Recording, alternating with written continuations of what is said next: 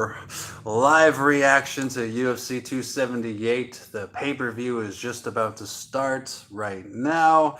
I got camera 1 right there, and I got camera 2 right there. This microphone, hello, only goes to the Facebook feed, but it is what it is. We'll see how it goes. I don't give a fuck who tunes in. I'm here to watch UFC and present it as well as I can. My live reaction to the sport. Usman versus Edwards, part 2. Here we go. I hope that Usman wins, but anybody can win. It's going to be a great time. Thanks for watching if you watch. Otherwise, whatever, man. Let's have some fun. Got my energy drink right here. Looks like a beer, but it's an energy drink. Let's rock and roll. Oh, yeah.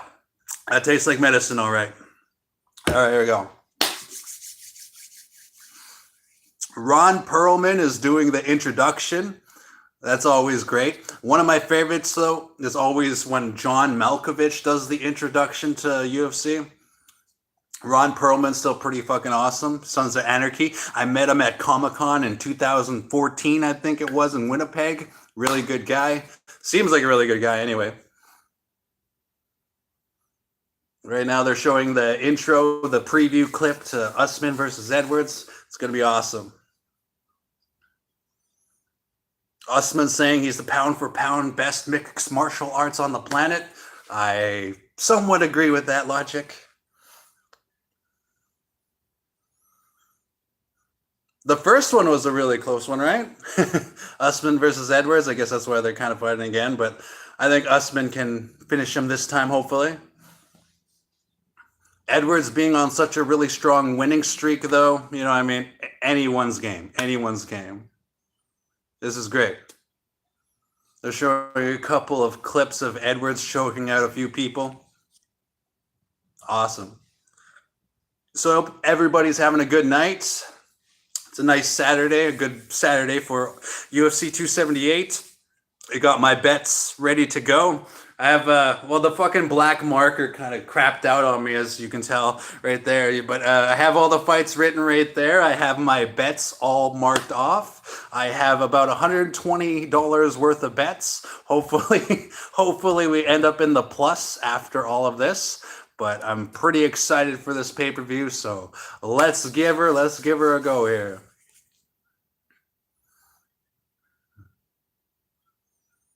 So just really, really into Ron Perlman doing his introduction right now.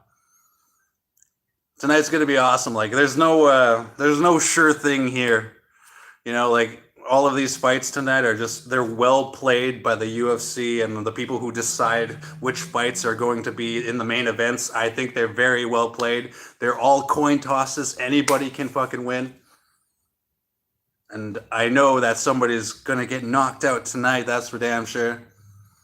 I'm rooting for Paulo Costa later, but, you know, like Luke Rockhold's a fucking machine as well, you know what I mean? So it's going to be a tough battle for both fighters tonight. It's going to be great. All right, starting right now. Where are we at? Like Salt Lake City, I believe it is, right? Give her. The first rematch. Hopefully the last rematch. We'll see what happens. You know, if Usman wins, then it's the last rematch most likely for Usman versus Edwards. All right, Vivint Arena, Salt Lake City. Digging it. Kamaru Usman, Leon Edwards. Here we go. All right, let's get the fight started.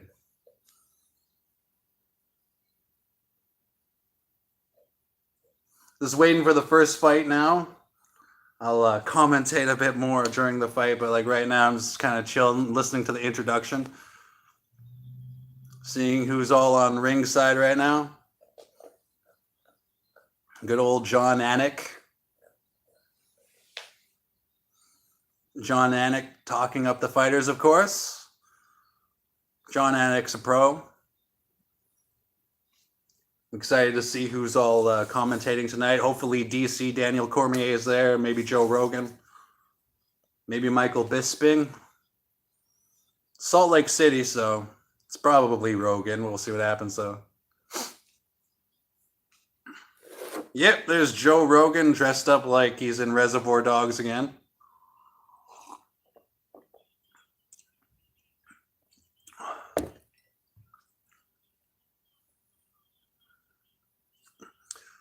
You got Joe Rogan talking about how Kamaru Usman is pound for pound the best in the UFC.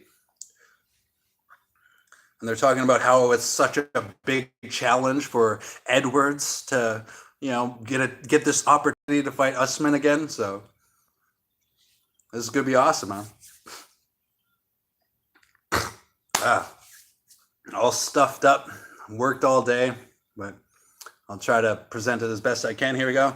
Right now, Kamaru Usman is the minus 345 favorite, which, I mean, when I bet on Kamaru Usman, he was the minus 360 favorite. So, which,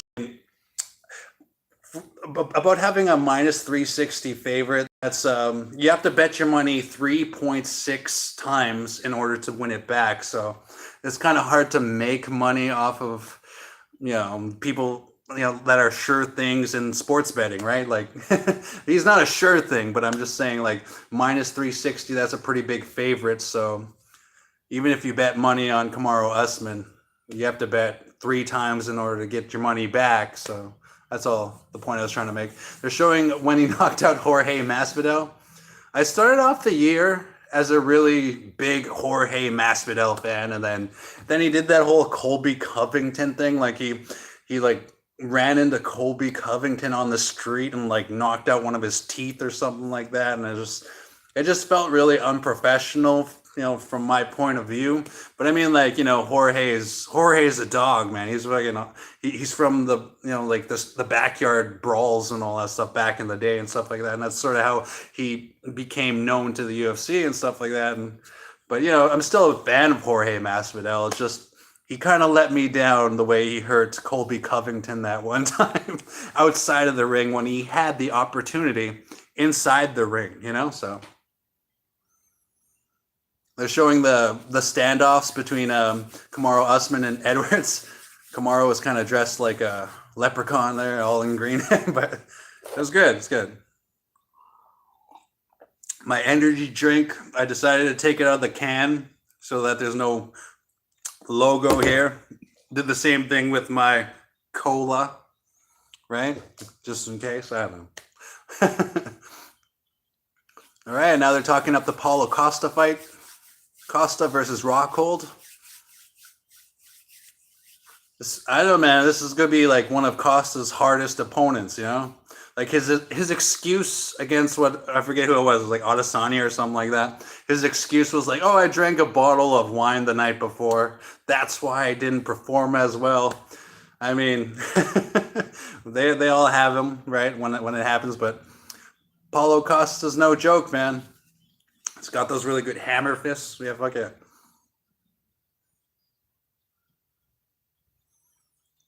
Now they're talking up the Jose Aldo fight. Jose, whatever. Jose Aldo is fucking awesome. Old school awesome. And I hope that he wins tonight. That's who I'm betting on tonight. But he is the underdog in this fight. And I can't pronounce his opponent's last name, which is pretty dark.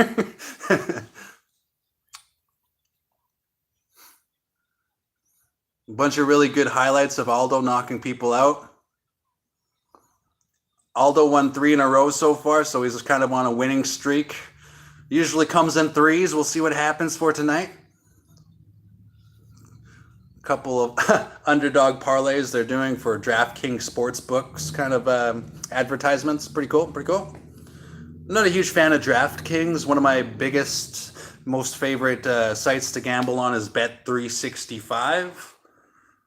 I highly recommend Bet365 to anybody out there who does sports betting. It's fucking awesome.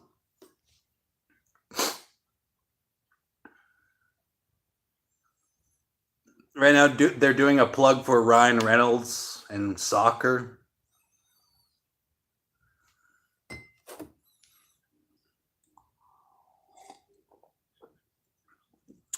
Welcome to Wrexham is what they're plugging right now on Hulu with Ryan Reynolds.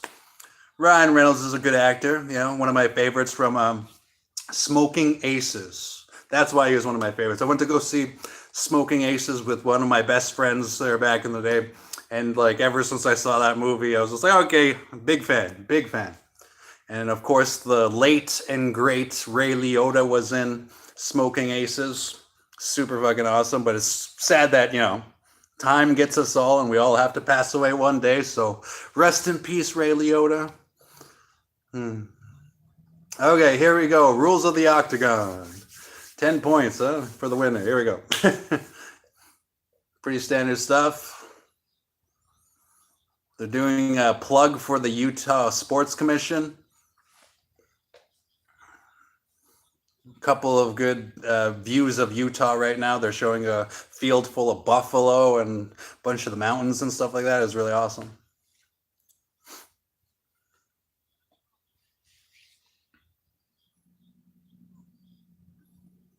Battle Motors, huh? Battle Motors is why is what you call it, sponsoring the high definition part of this pay-per-view. Okay, so we got Tyson Pedro versus Harry Hunsucker coming up first. And I'm rooting for Tyson Pedro. And he is the favorite, of course.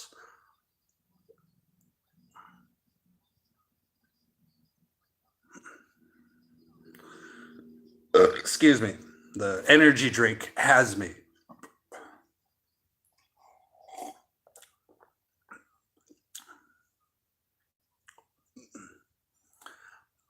I'm liking the attitude Harry Hunsucker has here. He's like, I think I can do this. So I'm liking that. Pedro is saying he prepped really well for this fight and he's ready to go. So see how it goes.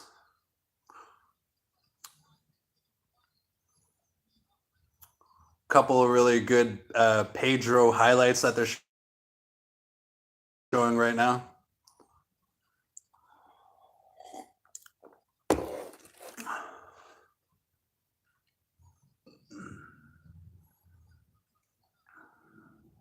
Enjoying the promo that they're doing for Hunsucker versus Pedro.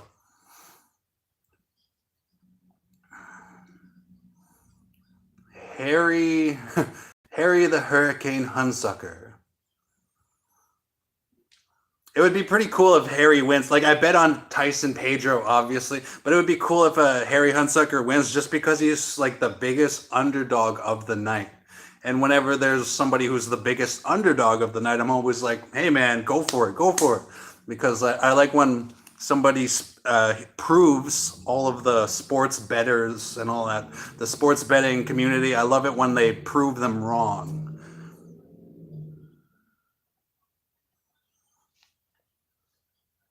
Right now we got Harry Hunsucker walking into the arena, walking into the octagon. I mean, there you go. We got crypto.com across everybody's chest tonight, I guess, maybe. I remember there was this big feud about sponsorship in the UFC, how the fighters aren't allowed specific sponsors because of like, you know, things like crypto are paying the UFC and stuff like that. I know there's a whole big thing about it. But basically, the league is taking away a lot of the sponsorship possibilities that the fighters can have, taking away from their money that they can earn through sponsorship, right? But UFC is a billion-dollar industry, and you know they don't give away anything for free. All right, so we got Harry Hunsucker, Taekwondo black belt, finished all 7 wins in the first round, so this will be pretty exciting. And he appeared on Dana White's Contender Series in Season 4, Week 8. We'll see what happens. Right now, Harry Hunsucker's chilling to the music. He's singing to the music while they're giving him the pat down into the octagon. Focus on the fight, Harry. Focus on the fight. Does a quick bow before entering the arena. I mean, the octagon, sorry. Joe Rogan likes Harry Hunsucker at 205 pounds, is what Joe was saying there.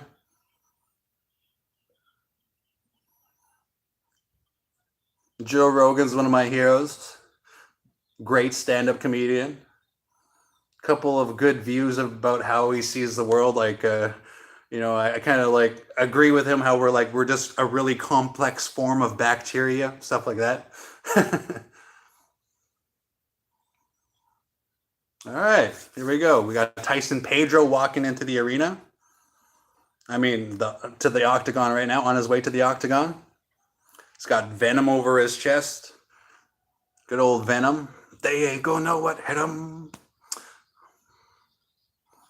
Good old Tyson Pedro from Sydney, Australia.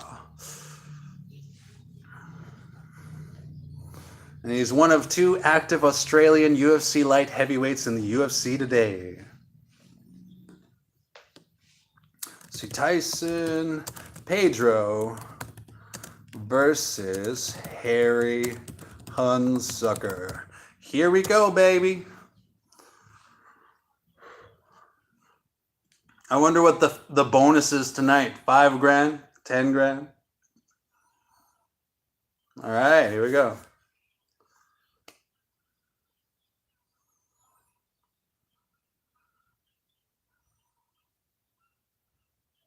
Joe Rogan talking up all of his well-rounded mixed martial arts styles and skills and abilities. Tyson Pedro, Brazilian Jiu-Jitsu black belt, finished all 8 wins, 3 by knockout, 5 by submission, 6th shortest average UFC fight time among active light heavyweights with minus 632. You know what I mean? 632 into the minute. Okay. Right now we got everybody patting him down on his way in there. The cut man putting the Vaseline on him and all that stuff. Pedro to win by KO, minus 250. That's pretty low for a prop bet as far as that goes, I think. To win by submission, plus 300. And to win by decision, plus 1,400. Wow. That's pretty awesome.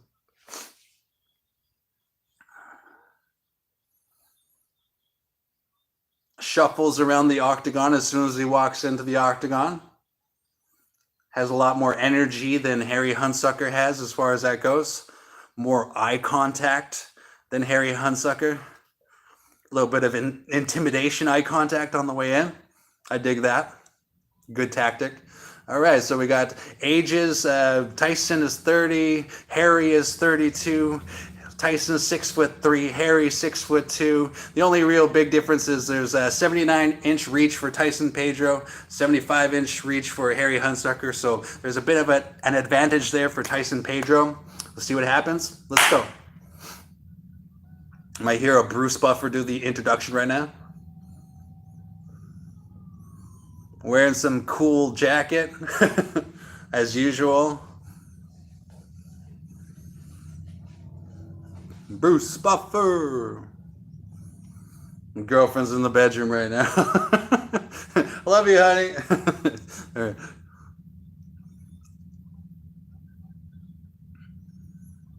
Tyson Pedro looks really focused. I dig that. Harry Hunsucker's kind of looking like he's finding himself right now. Maybe. We'll see what happens there. His record is 7 wins, 5 losses. And he's the plus 550 underdog. Pretty big underdog as far as that goes. Biggest underdog of the night. But getting to to the main card of this event though, he's got to be a good fighter, right? So it's going to be a good one, I believe. Wow, the minus 750 favorite is Tyson Pedro. That's unreal. 750, unbelievable. But if Tyson Pedro wins, we get to have victory wings. Now tonight, I made victory wings. And they're hot wings that I made with just a little bit of barbecue sauce. So it'll be like hot sauce, fucking sweet chili peppers, cayenne peppers, and Cajun, all mixed into one just with a hint of hot sauce. With a hint of barbecue sauce. I think they're going to be delicious. I hope they work out. Anyways, here we go. All right, they touch gloves in the center of the ring. Here we go. Round 1, Tyson Pedro versus Harry Hunsucker. We're looking for first to land here. Here we go. Feeling each other out. keeping each other at distance. Right now, they're just standing inside the middle of the ring, feeling each other out. Ooh, a first strike by Harry Hunsucker. I dig that. I dig that. Nice little left jab. I like that. They're standing in the center of the ring. 4 minutes, 30 seconds to go. Here we go. Tyson Pedro kind of doing a bit of a psych out game here. Good inside leg kick by Harry Hunsucker. Well, not a good one, but a light one anyway. It was there. Very good. Both dancing around the ring right now. Nice jab again from Harry Hunsucker. Keep the jab up.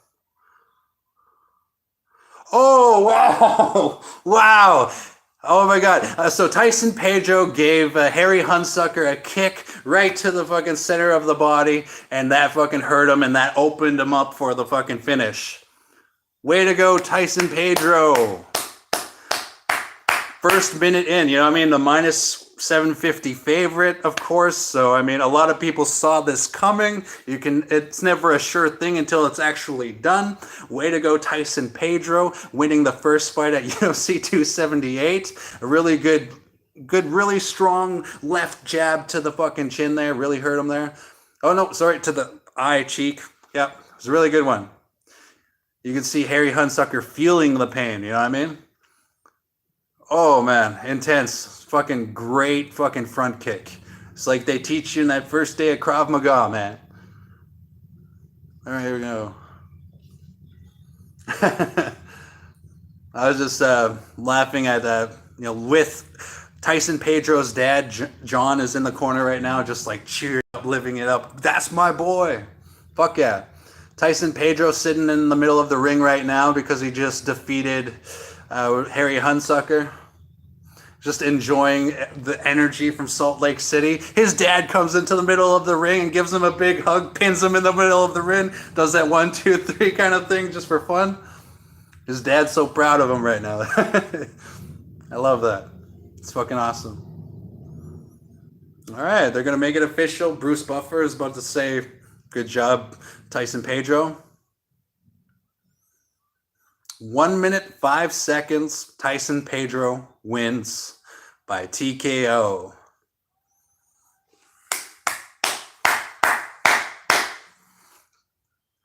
Just watching Tyson Pedro, just, you could just see yes, I did it. It's fucking awesome. Good for him. Joe Rogan doing the interview right now in the middle of the ring. Joe Rogan congratulating him on his flawless victory.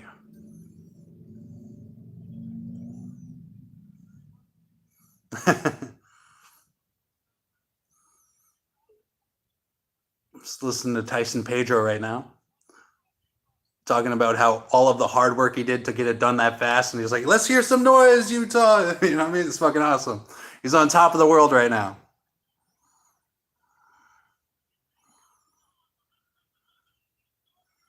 Right now they're showing the replay, showing that great jab that he did to stun Harry, and then he followed up with the fucking front kick to the body and then finished him.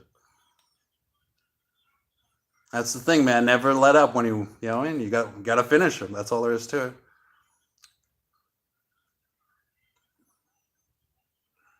Yeah, man. Finishes him with a kick to the body. Harry Hunsucker falls to the ground, and he fucking finishes him off. And then after that, he salutes the crowd.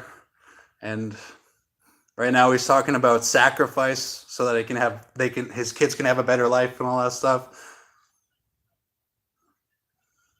Tyson Pedro. Respect, man. Respect. All right. That was awesome. I'm going to do my tweet right now. Wow. All Tysons are tough. I have a brother named Tyson and an uncle named Tyson. So I'm going to say all Tysons are tough. Congrats, Pedro, on the win. Respect. All right. So it looks like we're waiting for fight number 2 already. I didn't expect it to be over that quickly, but that's how it happens in this high level of professional sports combat. Anything can happen. So I just want to say congratulations again to Tyson Pedro for winning me some money here. I'm going to go heat up my victory wings, and I'll be back in like a fucking second or two here.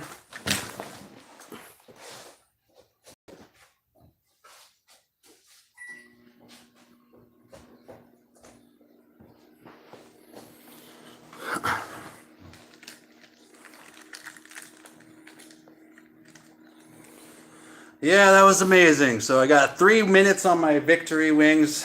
We'll see how that goes. Just chilling, waiting for the next one now. Kiss me for fun because you're sexy. Hug me for drinks because you're you. I wish that I'm the one, you know she's really got me. I hope I am who she desires to love true. As long as you come home to me tonight, I'm gonna love you every day. I'll drink to all the ladies, stay in the limelight, wishing they could do me their way. Wake up next to me and we're both gonna get some. I like morning sex with my coffee and my scone. Got the heart of a goddess and you know you got a great bone. What you like, I need you to call me your own. Okay, here we go. Now we're doing a couple of highlights of Lucy Pudilova and Wu Yanin. I bet money on Wu Yanin to win this fight, but I already earned my victory wings, so we'll see what happens. Wu Yanin is actually the underdog here, and her nickname is Mulan. I mean, that's a pretty good Disney movie. Back in the day, watching that stuff with my younger sisters and stuff like that while I was babysitting them. They love that movie, so a pretty good movie, I guess. Funny nickname. Couple of good highlights of Wu Yanin. I bet on Wu Yanin tonight because of her takedown percentages. Like her takedown defense is higher than Lucy's, and then her takedown offense is higher than Lucy's. So hopefully Wu Yanin takes down this Pudilova woman and earns a win through more control time or something like that. That would be great as far as that goes. Get this rag ready for my victory wings.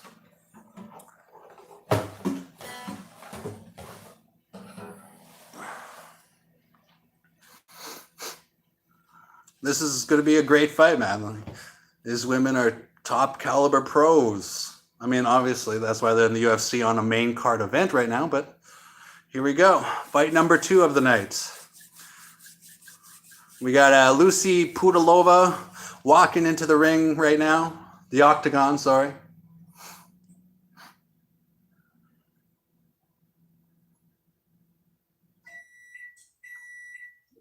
Just listening to the music that she has right now.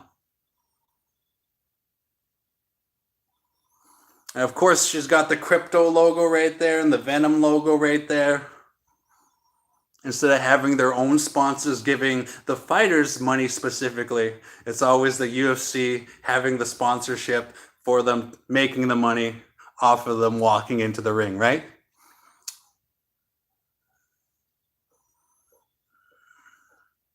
Sounds like she has Tupac playing as her music or something.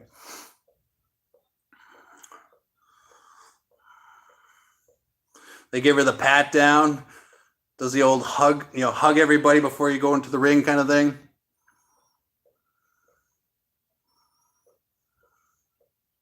All right, Lucy Pudilova, back-to-back wins. First Czech female fighter in UFC. 2 wins by knockout, 2 by submission.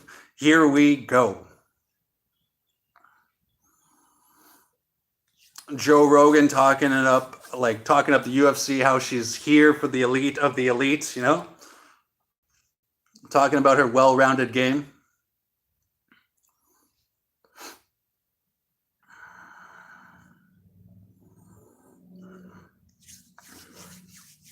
Talking about that fight against her and Carol, I can't pronounce her fucking name, but yeah, Lucy did a lot of hard work to get here, obviously, and hopefully she performs well tonight, but I am betting on Wu Yanin, the underdog, so we'll see what happens here.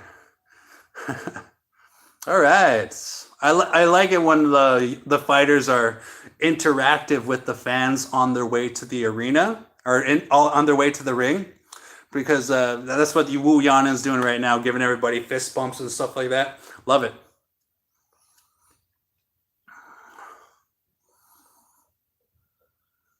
Only female Chinese bantamweight in UFC history. What? I think I read that wrong. Go Wu. Wu Yanin. Joe Rogan talking about how she has a losing streak. So, I mean, like, that gives her a little bit more to prove in this. So, hopefully, she's been training hard. And I really hope that Wu Yanin pulls off a victory here. Okay, Wu Yanin finished 11 of 13 wins, 85% finish rate, 6 wins by knockout, 5 by submission, 8 first-round finishes.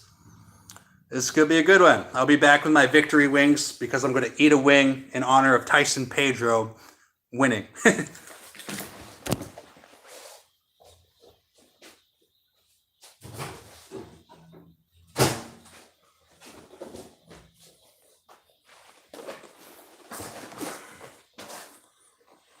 All right.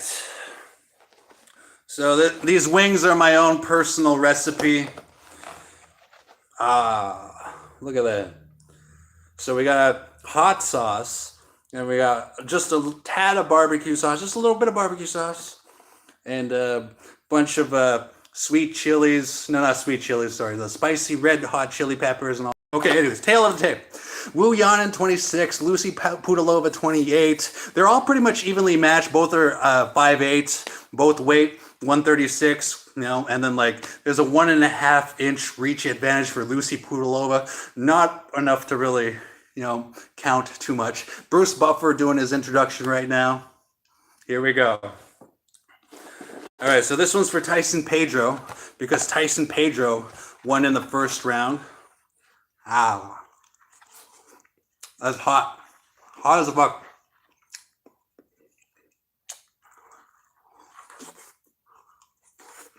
All right.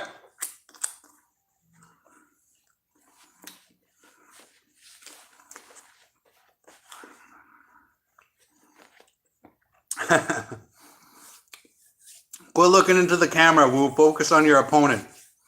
Right now, Wu's just like staring at the camera like that and just like, come on, Wu. Focus on Lucy.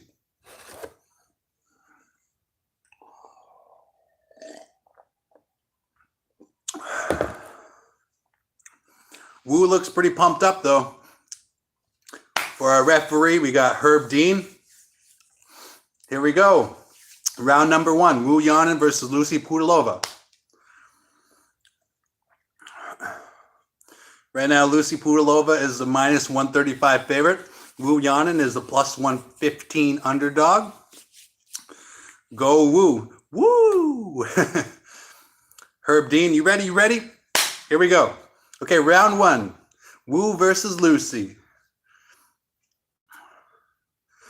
First kick landed by Wu Yanin to the knee of Lucy Pudilova. Couple of inside leg kick attempts by Wu there. Ooh, a takedown attempt by Lucy. But I bet on Wu Yanin having good takedown defense. Didn't work out. Wu Yanin stayed on her legs. Stayed on her feet. Stayed on her feet. Right now, Lucy's got her pushed up against the cage right now, which looks like Lucy has more control right now. But, oh, it switches around. Right now, Wu's got her up against the cage. Cool. Good switch. Good reversal. Oh, they keep kind of going back and forth who pushes whom on cage. Good stuff. 4 minutes, 15 seconds left in the first round. A couple of good knees there in that exchange. They're back in the center of the ring now. Over top of the monster logo, right in the center of it. 4 minutes left, round 1. Feeling each other out. A couple of good jabs from Wu Yanin. Come on, Wu. Good outside leg kick to the leg of Lucy from Wu Yanin.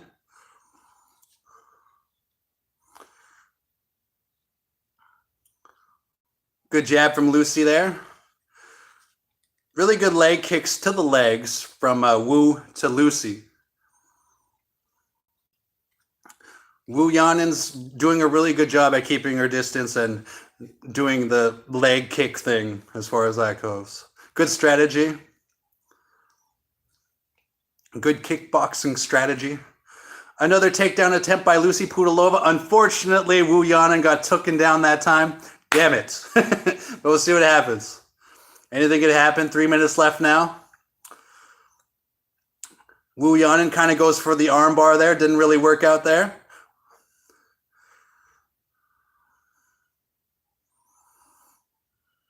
Okay, Wu Yanin's in half guard right now, but Lucy Pudilova's right on top position, trying to get mount position.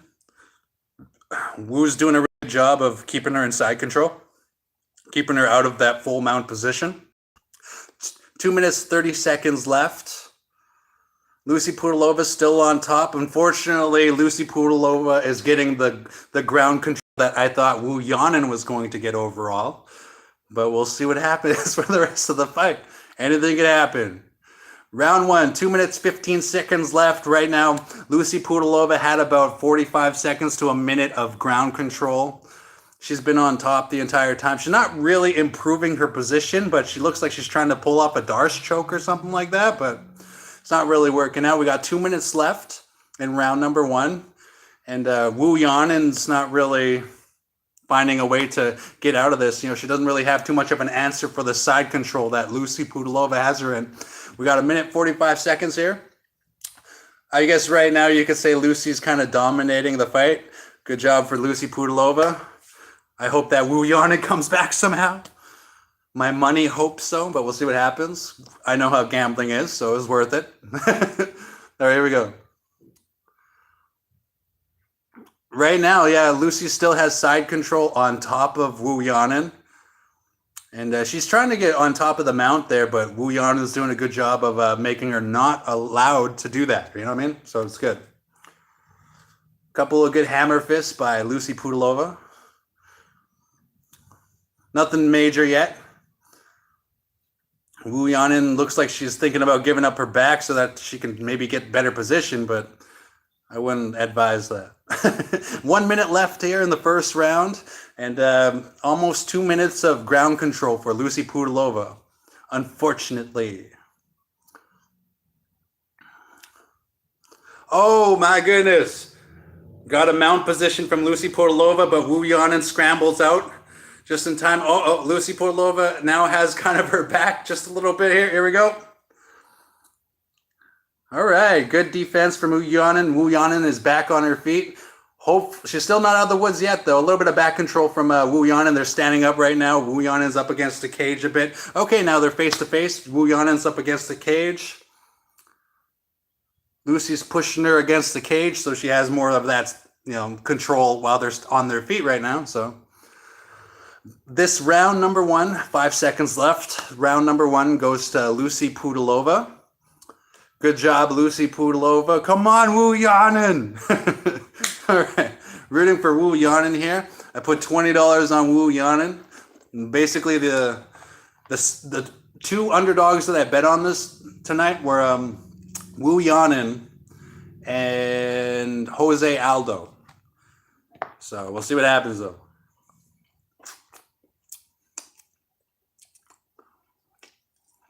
We're in between rounds right now. I'm going to round number 2. You can watch me eat my victory wings in between rounds here.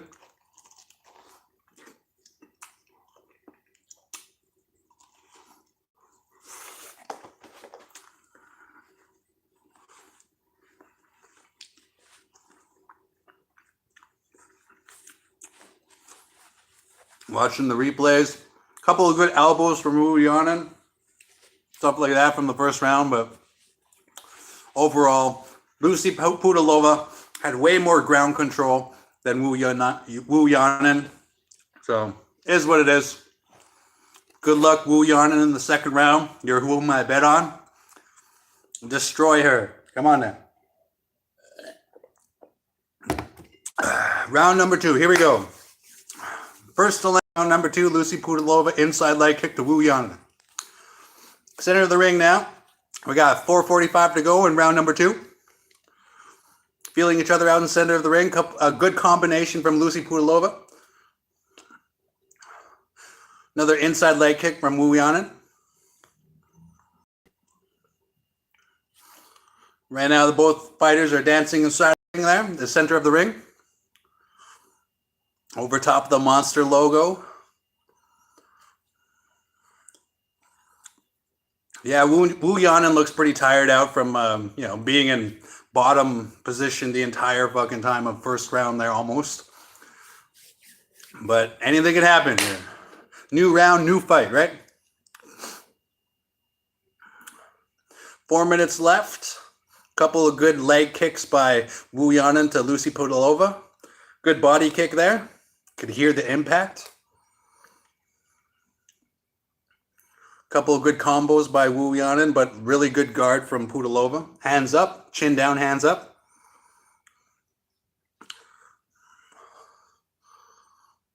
All right. Center of the ring right now. Both fighters kind of just boxing it out a bit.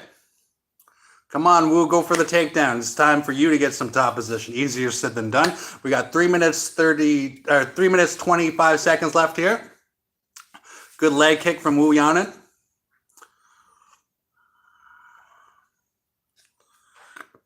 Excuse me. 3 minutes 15 seconds left in round number 2.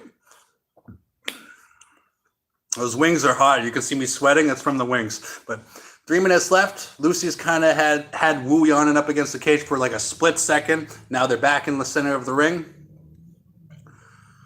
Lucy went for a higher up leg kick, but Wu Yanin answered back quickly with a good counter to the body. Nice kick.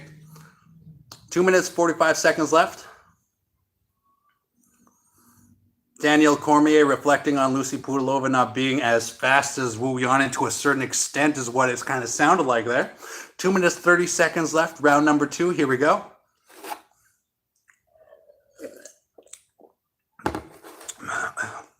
Fuck. Lucy Pudilova took down Wu Yanin with the old headlock.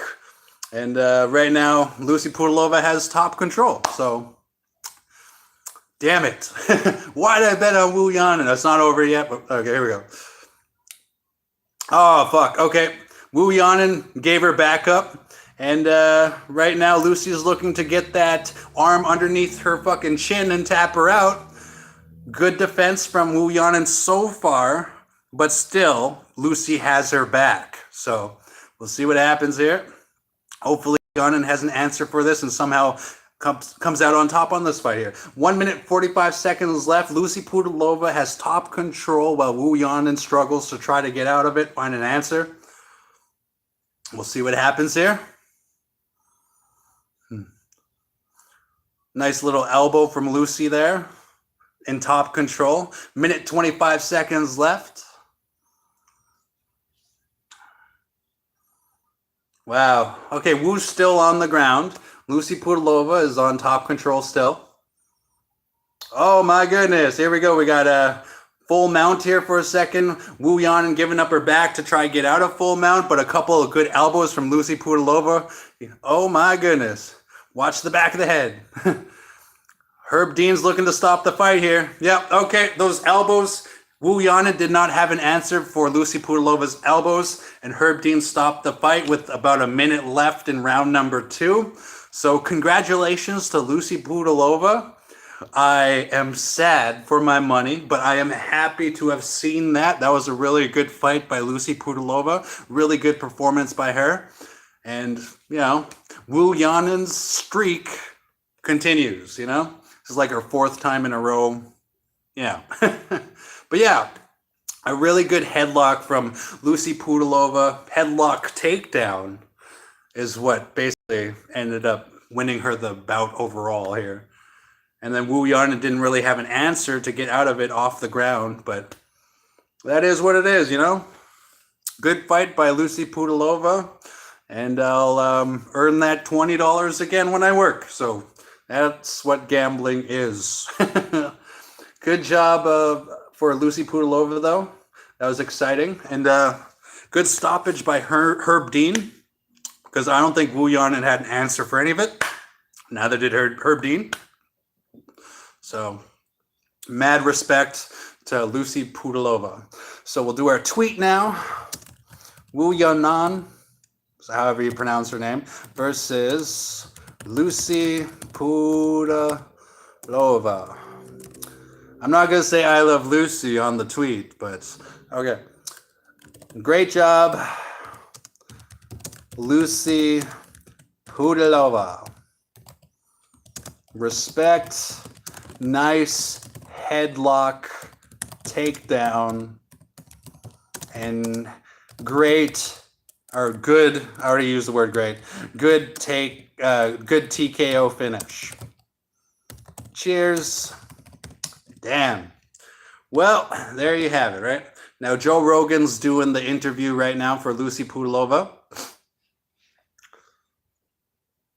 We got Joe Rogan saying that Lucy had a dominant performance. I agree with that logic. Lucy Pudilova thanking the crowd, thanking Joe, thanking everybody. She's feeling emotional right now.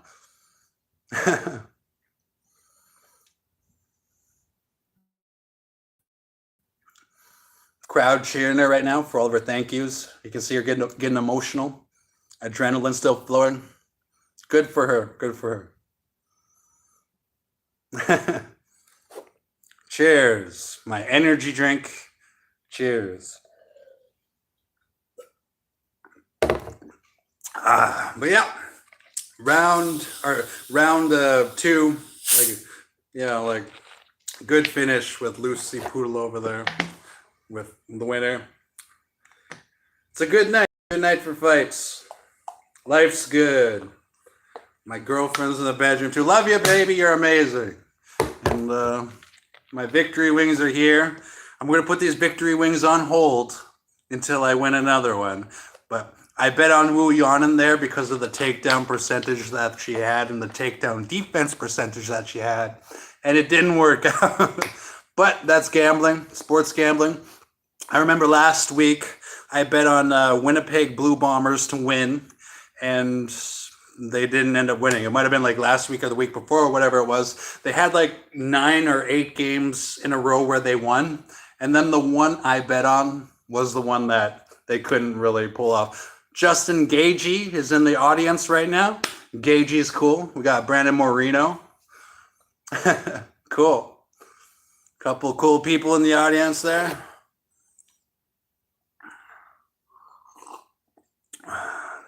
Right now they're doing a couple of plugs for the fights coming up. I'm really excited for UFC Fight Night, Gane versus Tuivasa. Even though I believe that Gane is going to win, I'm now a huge Tuivasa fan ever since Tuivasa elbowed out Derek Lewis. And I'm excited for Tuivasa. I hope Tuivasa wins against Gane and gets a bout against Francis Ngannou. But Gane will probably win, and there'll be most likely a rematch between Ngannou versus Gane, but I would prefer Tuivasa to win. But okay, we got Jose Aldo warming up in his change room right now. Just listening to John Anik right now.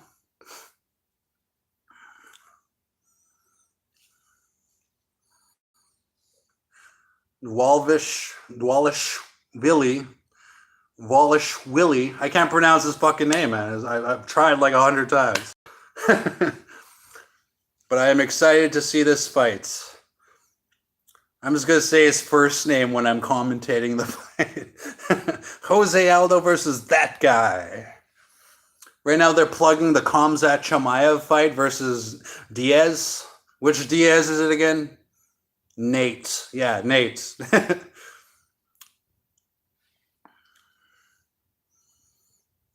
They're showing some really good highlights from Khamzat Chimaev, plugging the fight against Diaz. Now, everybody thinks that Diaz is going to get run over, and, like a part of me wants to agree with that logic, but another part of me wants to see a Diaz brother come out on top for 2020, tripping out. But one of the Diaz brothers was fighting against fucking Robbie Lawler, and that didn't really work out for one of the Diaz brothers there. And I'm tripping out. Okay. But yeah, they're really hyping up the Khamzat Chimaev fucking fight winning streak that he has going on here. I'm surprised Khamzat Chimaev didn't get a title shot already. I mean, what Yuri Prohaska just walks into the UFC and gets a title shot immediately. So I don't know why the hell they didn't give Khamzat Chimaev one yet, but we'll see what happens there. We got Khamzat Chimaev 11-0 undefeated against Diaz. Like that's crazy, you know what I mean? Like I don't know. I feel like the UFC hates Nate Diaz or something just to kind of give him this fight, you know what I mean? Like DC is saying right now you can't count out Nate Diaz, you know, but still, I feel like Khamzat Chimaev is going to run over Nate Diaz to a certain extent, but still, it's hard to say. Fuck, see what happens, man. Joe Rogan still talking up Khamzat Chimaev. I guess the first two fights happened so quick that they're promoting a bunch of other fights that are coming up later. So, you know what? I might as well have a victory wing in between this fight here while I'm chilling with Joe Rogan here. I'm sorry.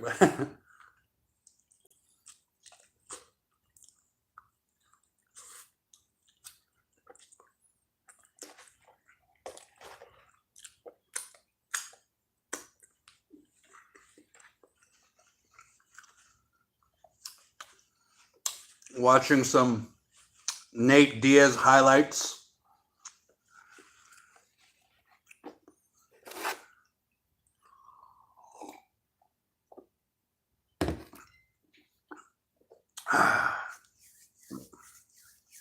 So yeah, UFC 279, September 10th, Khamzat Chimaev versus Nate Diaz.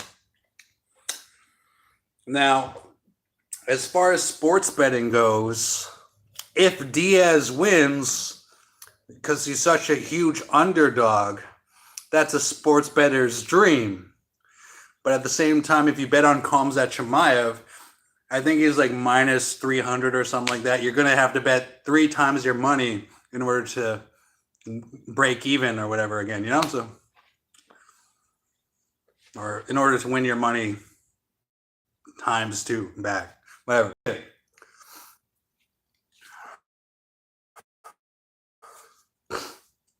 We got the bantamweight rankings. We got Aljamain Sterling at the beginning. Petr Yan 1. TJ Dillashaw 2. Is that Dillashaw versus Sterling fight happening? I wonder. You know, like when it comes, if that's the fight, if that's what's going to happen eventually, Aljamain Sterling versus TJ Dillashaw. I'm a huge TJ Dillashaw because of the Ultimate Fighter series and stuff like that. But I think Aljamain Sterling is going to backpack TJ Dillashaw and choke him out. But you know what I mean? So I'd probably bet on Aljamain Sterling that specific time, but we'll see what happens though. Okay, so we got our bantamweight bout here. Jose Aldo versus that Bolivish. I'll pronounce his name by the end of the fight for sure. Especially if he wins, you know? Merab Bolishvili. Bolishvili. Okay, Jose Aldo versus Murad Bolishvili. Something like that. Jose Aldo is saying the key to winning is to fight aggressively, more or less, right? I agree. Accurate aggression. Here we go. Wow. Really good highlights, of course, from Jose Aldo.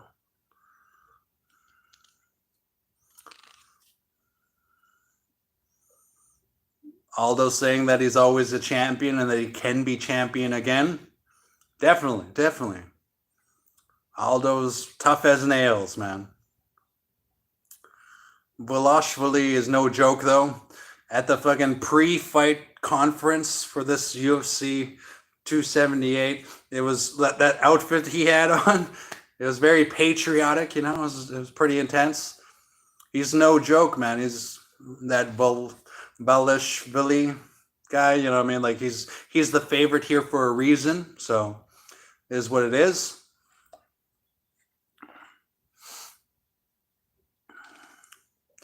Okay, who do we got walking into the ring first here? We got Merab Bolishvili.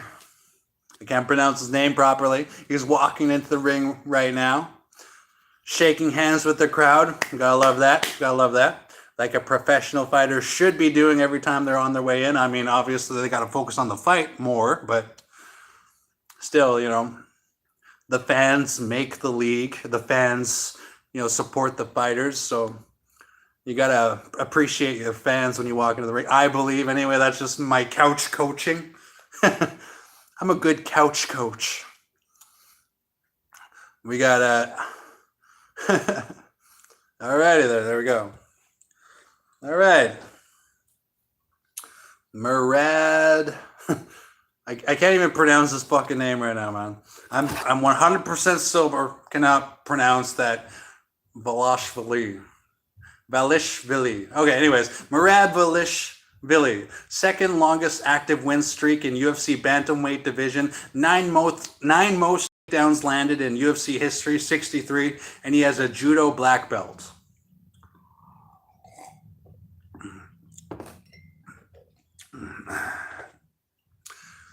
This good old judo black belt going to score him a couple of takedowns tonight, maybe against Jose Aldo. We'll see.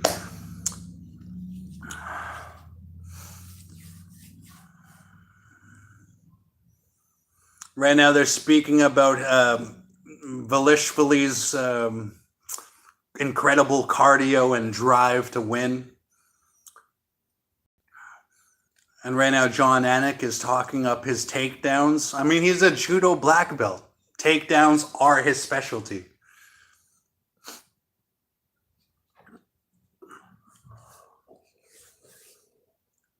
Good energy by Merab there. He's giving her, man. He's giving her. I think he's got, what, like Sterling in his corner or whatever? I guess they're on the same team or whatever. I don't know, fuck. All right, we got Jose Aldo walking into the arena, or walking into the octagon right now. I say Jose, you know what I mean? Like, I know they pronounce it Jose, but I don't know. I like to say Jose Aldo, and he's on his way to the octagon right now. We'll see what happens. Jose coming out to some Rihanna or something like that. Interesting music choice. Looks pretty pumped. Shaking hands with the fans. Respect that.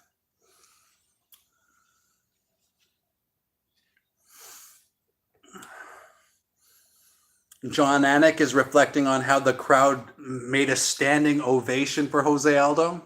And that's the first standing ovation of the night for a fighter to enter the octagon. So there's a lot of power for Jose Aldo to win there. You know what I mean? When the crowd's cheering for him so much, hopefully that affects something and Jose Aldo ends up winning. We'll see what happens though.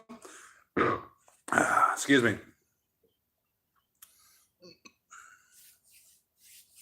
All right, Jose Aldo, most wins in UFC, WEC featherweight history with 18, most knockouts in UFC, WEC featherweight history 11, 3-fight win streak. So hopefully this will be his 4th win in a row, you know? We'll see what happens though.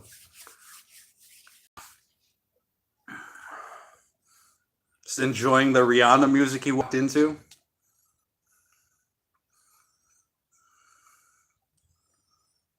My girlfriend's in the bedroom, you know, kindly being nice and quiet. Love you, baby. Thank you for letting me enjoy my pay-per-view here and my live streaming. Got Jose Aldo kind of praying in his corner.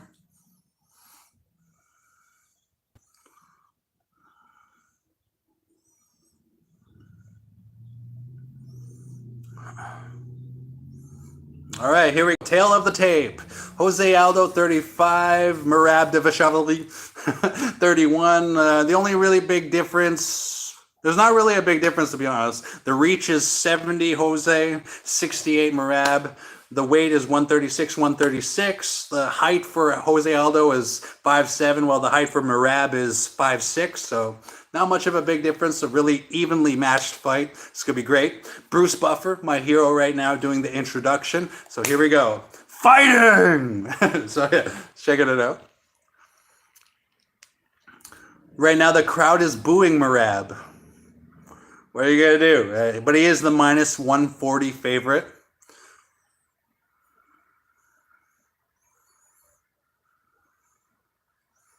It's going to be fucking awesome, man. It's going to be fight of the night right here, calling it. All right, so we got Jose Aldo versus Merab, name I can't pronounce. And it's going to be a good one.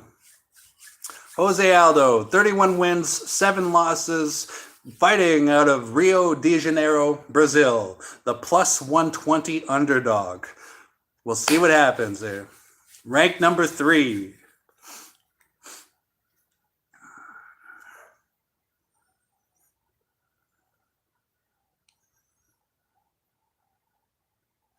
Sorry, I'm just captivated by Bruce Buffer doing an introduction as usual.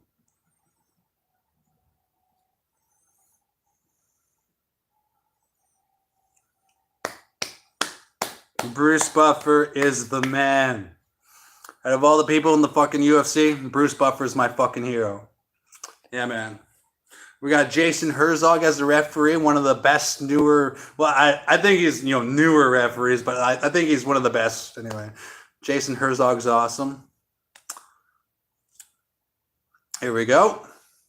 Jose Aldo versus Merab. I'm just gonna call him Merab. I cannot pronounce that. Velishvili. I can't really pronounce that too well. They touch gloves in the center of the ring. Here we go. Starting the fight right now. First strike. Looking for the first strike right now. 4 minutes, 40 seconds. No first strike yet. We'll see what happens. Jose Aldo, you can see him doing his kickboxing stance. Hands up, ready to take it to the body. Good roundhouse from Merab as the first strike. That was a good one.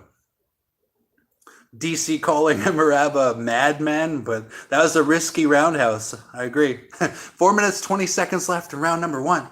Both are in the center of the ring right now, feeling each other out. Jose Aldo staying in his kickboxing stance. I think he's kind of anticipating a takedown because of the judo black belt that Merab has, but we'll see what happens. It's hard to say what these fighters think, right? You can't know what they're thinking, so.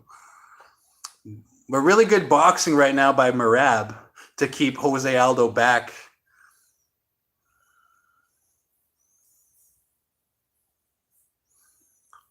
Ooh, I missed him, but it was a good, good form by Merab there in center of the ring. Threw a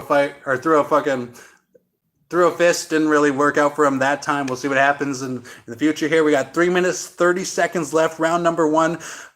Merab goes in for a takedown. He has Jose up against the cage right now, where he enters the ring at the door there, and he's taking that leg, and he's trying put him on his back. It didn't work out that time. Good, very good takedown defense by Jose Aldo there.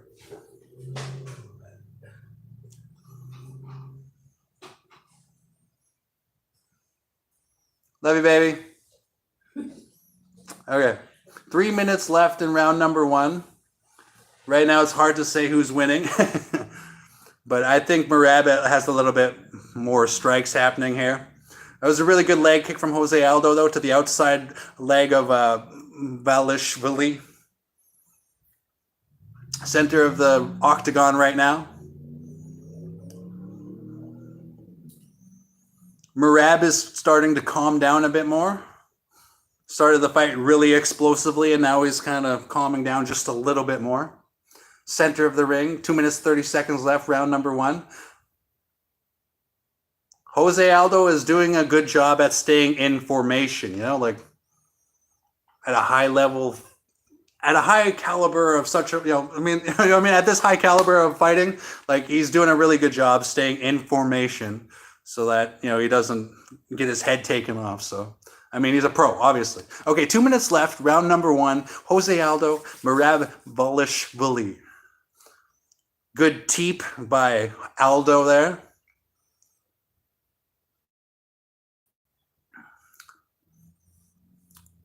A good combination from Merab there, and he went in for a takedown.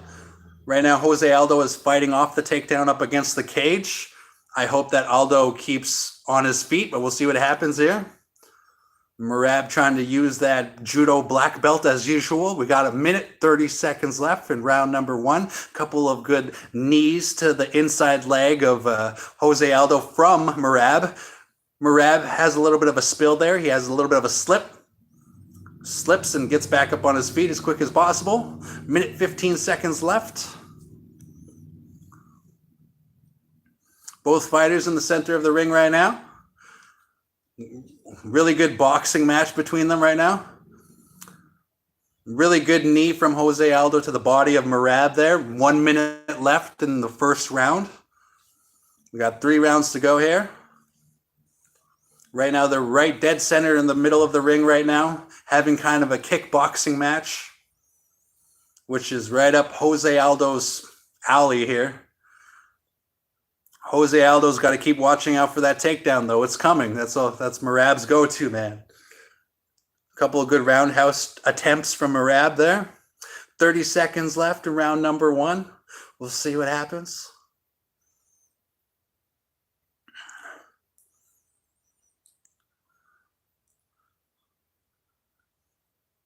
All right, both fighters just in the center of the ring, feeling each other out. Merab's still a bit explosively, but not as explosive as he was when we first started this round here.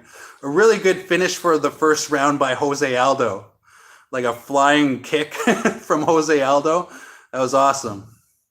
Good first round by both fighters. I don't know who won that one. That one, to me, that was a tied round. That first fucking round was fucking tied in my eyes. That was great.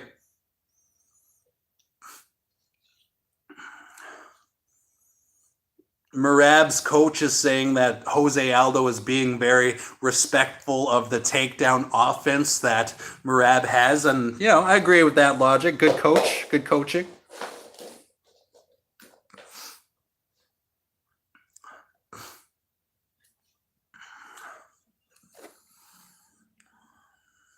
Jose Aldo's coach is like, just hit him. Yeah.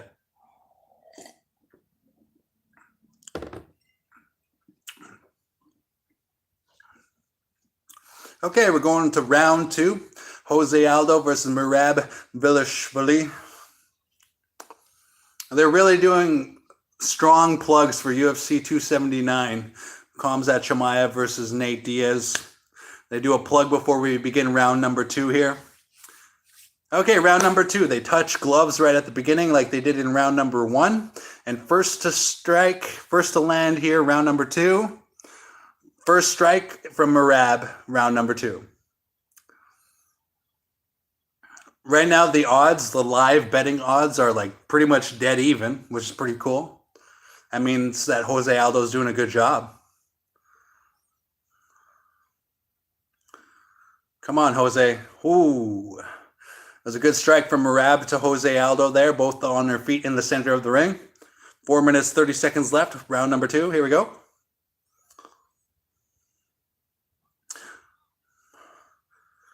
Good jab by Jose to the face of Merab there. Keep him at bay. Oh, Jose fending off the takedown there. Really good takedown defense by Jose. Good leg, good knees to the legs of Jose Aldo from Merab, though. Right now, Jose Aldo defended 4 takedowns, which was really fucking awesome. I mean, it's only a matter of time if Merab keeps going for it. But I hope Jose Aldo does very well this fight, and he is doing very well this fight. So right now, Aldo's up against the cage. Merab, I guess, has more, standing control is what it looks like when a fighter has another fighter up against the cage. 3 minutes, 30 seconds left, round number 2. Really good fucking knees by Merab, to the legs of Jose Aldo. That's going to tire him out. So Jose Aldo's got to get the fuck out of that position. Come on, Jose. Come on, Jose. Jose.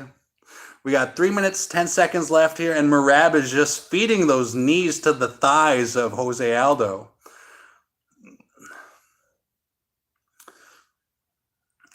Right now, Jose Aldo is just kind of like, toying with the.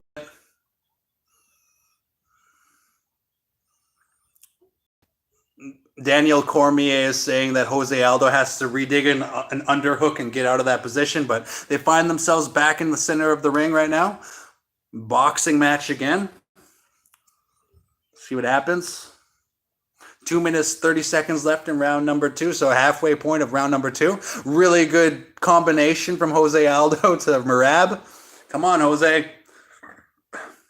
Another takedown attempt by Merab. And so far, Jose is doing well at defending it.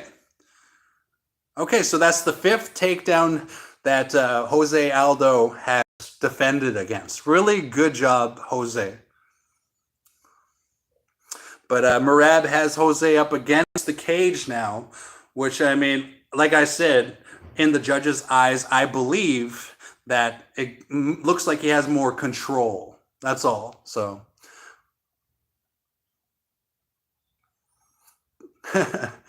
Good shoulder strike from Merab, but now they're back on their feet in the center.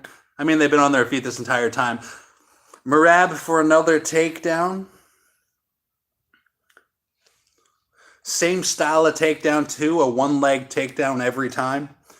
I think maybe if he switches it up a bit, maybe he can pull off the takedown then, but he's been working on those legs, though. I mean, like Merab is fucking kneeing the hell out of Jose Aldo's thighs.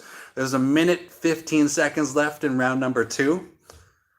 Both fighters are pretty evenly matched as far as this goes. A couple of good shoulder strikes from each fighter. All right. Both fighters back in the center of the ring right now. Oh, yeah, there you go. A little bit of a slip from Merab. I thought Jose Aldo would have capitalized on that a bit more. Second slip by Merab for the entire fight so far. 45 seconds. 45 seconds left in round number 2. Cool, it's a pretty good fight, man. Both fighters are doing really well. Good outside leg kick from Jose Aldo. I'll slow down Merab for the next takedown. See what happens. Merab for another takedown. It's not working out. Jose's not having that. Really good takedown defense from Jose Aldo, man. Good knee to the body of Merab from Jose. Merab just keeps going for that takedown, man. In a street fight, you poke somebody's eye out in a fucking takedown. but in the UFC, you can't. Cool. All right, so that's the end of round 2. It feels like fucking both rounds were tied, but like, I'd hate to be a judge in this position. I think maybe Merab is ahead just a little bit, but it feels pretty fucking even.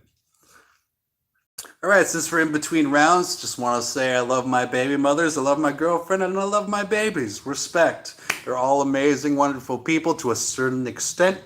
Cheers. I hope everybody's having a great Saturday night, whatever you're doing, wherever you're going in life. Thank you for listening if you're tuning in.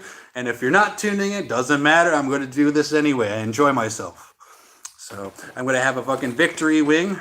Hopefully Jose Aldo pulls this off and I fucking win some money here. But we'll see what happens.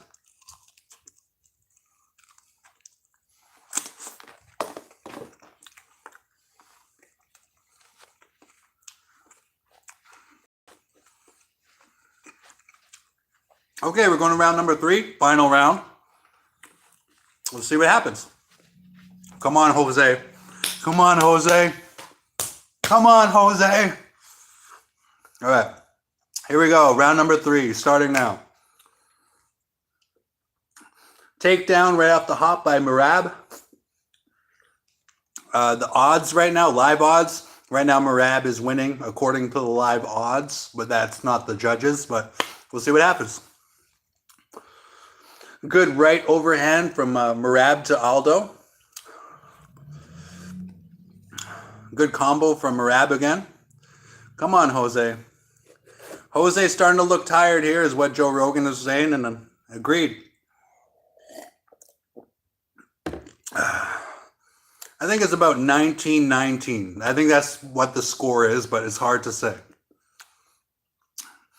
4 minutes left in round number 3.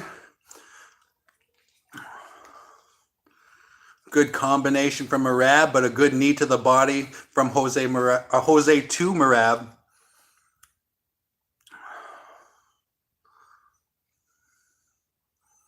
Jose. Come on, Jose.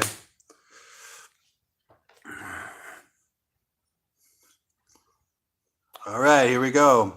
Good knee to the body from Jose Aldo.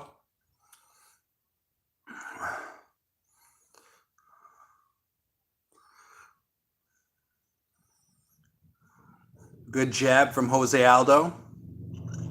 3 minutes, 23 seconds left in round number 3. Another good jab from Aldo. On their feet right now.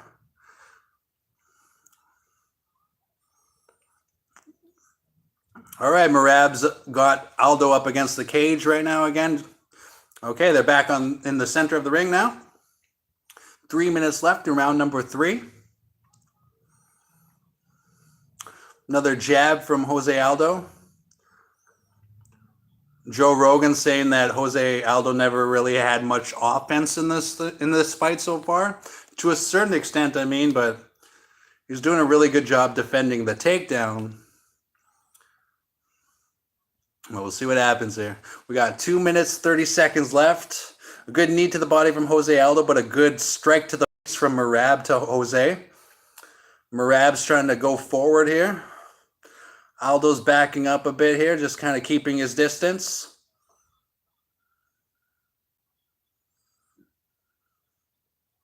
Come on, Jose. You want to hurt him. Come on, hurt him.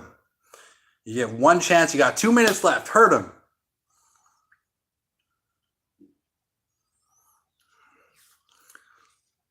Jose's doing his professional thing, though. He's doing a really great job, I think. It's just, he's playing it very conservatively.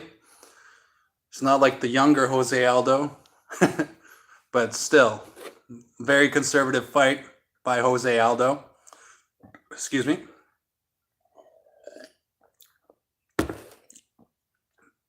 Jose Aldo has to do something really big here with 1 minute 35 seconds left in round number 3 in order to woo the judges. And this round is going to be the clincher here, deciding who's going to win. There's been 12 takedowns thrown by Merab, but all 12 were defended by Jose Aldo. So it really depends on how the judges feel tonight.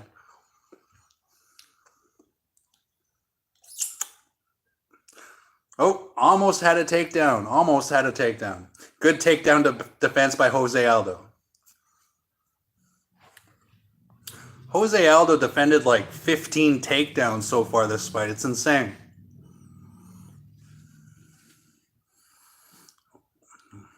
Oh, he got the takedown there. I mean, his knees touched the ground. That counts as a takedown, so. Knees and hands, so.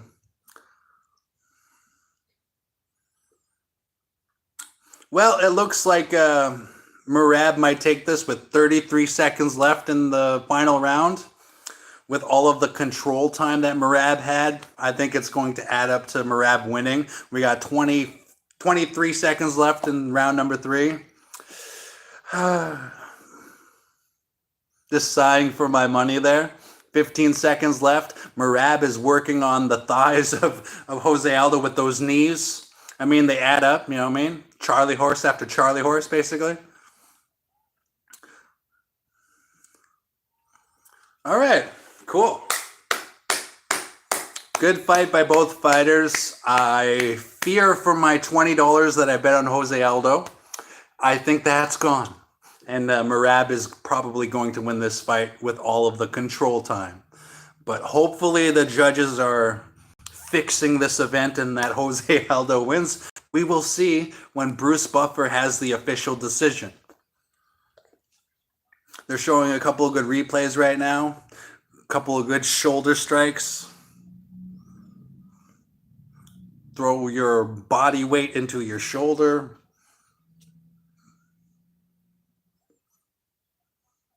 But yeah, Jose Aldo had some really big knees to the body of Merab, but I don't think it was enough to seal that victory tonight. I believe that Merab won this one, and you got Matt Serra giving Merab a fucking hug in the fucking octagon. So Matt Serra's the man, you know what I mean? So if Matt Serra's cheering for Merab there, I feel like he knows what's up there, you know what I mean? But I know it's up to the judges, man, and the judges, judges can go either way. Never leave it in the hands of the judges, they say. And we'll find out with Bruce Buffer in a second here.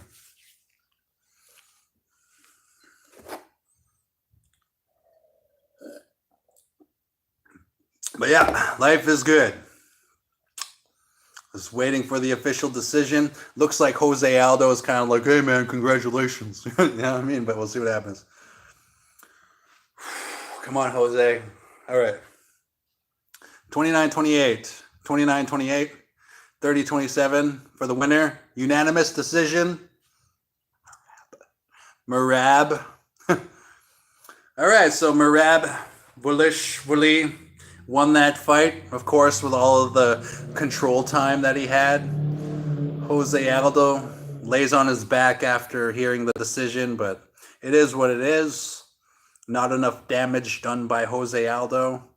And Merab just had more control time overall.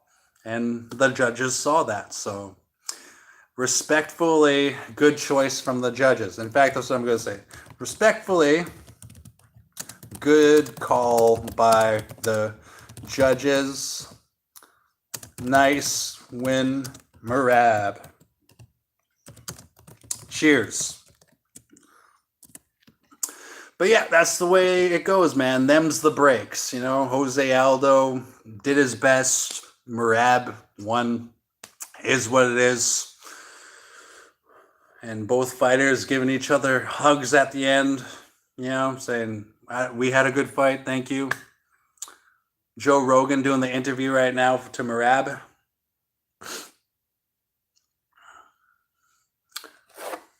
I'll drink to Merab, I guess.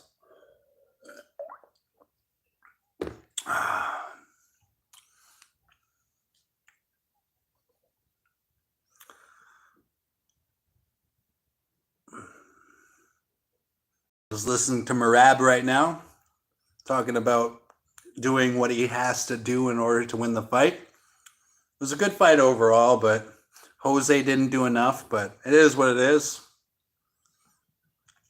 My money, man. My money. That's 2 fights in a row. $20 gone. But it is what it is. Looks like we're going to be in the negative tonight, and I'm okay with that. That's sports betting. By the end of the year, after $1,200 worth of bets, I will see where I land. And, you know, it is what it is, man. It is what it is. My gambling degenerate lifestyle. You can just call me a DJ, man. I am the DJ. But yeah, congratulations to Merab for winning against Jose Aldo with a unanimous decision. Respect. It's a good fight now. You got Aljamain Sterling in the background. At least I think that's Sterling. I don't know.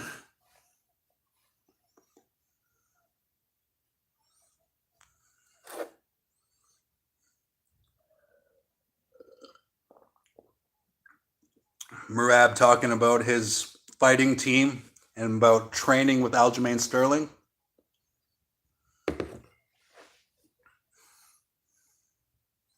It's a good fight. Merab just came out on top this time, so congratulations again to Merab for winning that fight. Aljamain right there in the ring, giving him the, you know, giving him his cheers and respect.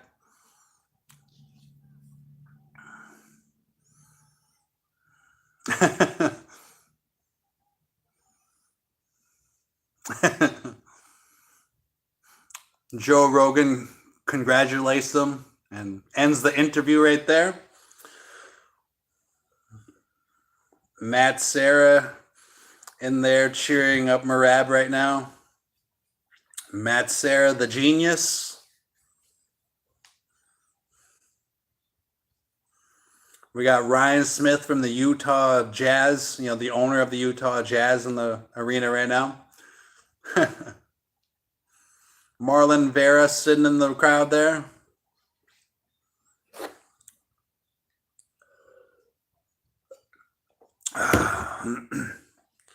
Showing the locker room shots right now. We got Paulo Costa warming up for the fight. Hopefully Costa wins, but Luke Rockhold is he's a machine, man. Anybody can win. When it comes to any fight anywhere in the world, two human beings, one against the other, 50-50, almost every time. You know what I mean?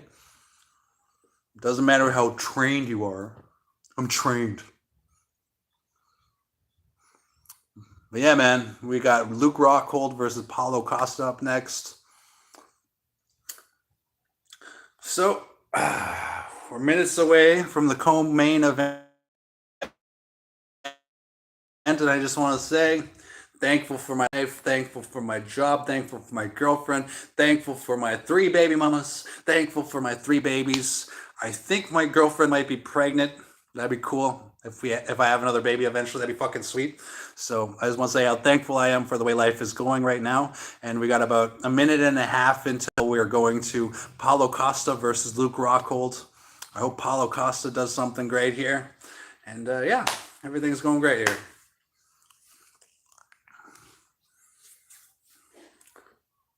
Right now they're showing a Manscaped commercial with Bruce Buffer and Max Holloway.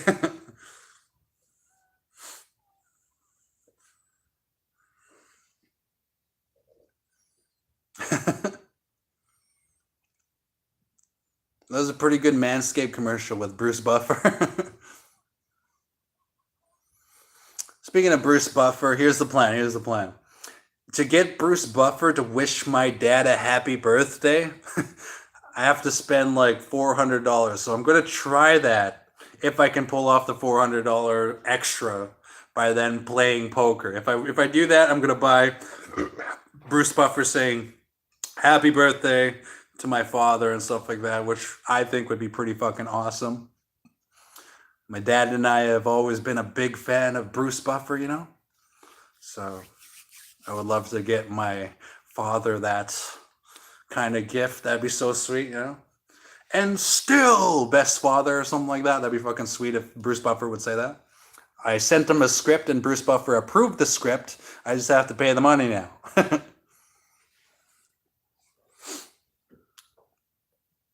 Right now, they're doing the promo for Luke Rockhold, showing the video in the arena most likely. Fuck, I hope Paulo Costa wins. And this year, I'll be fighting Justin Osterback at least once, and I'll fight him again next year, the year after that, the year after that, the year after that, because he fucking threatened me and he's a piece of fucking garbage, piece of fucking shit. I'm gonna fucking knock him out. Shouldn't have threatened me. Should have threatened somebody else who's, what I mean? Like, Justin's afraid of me. That guy's a little bitch.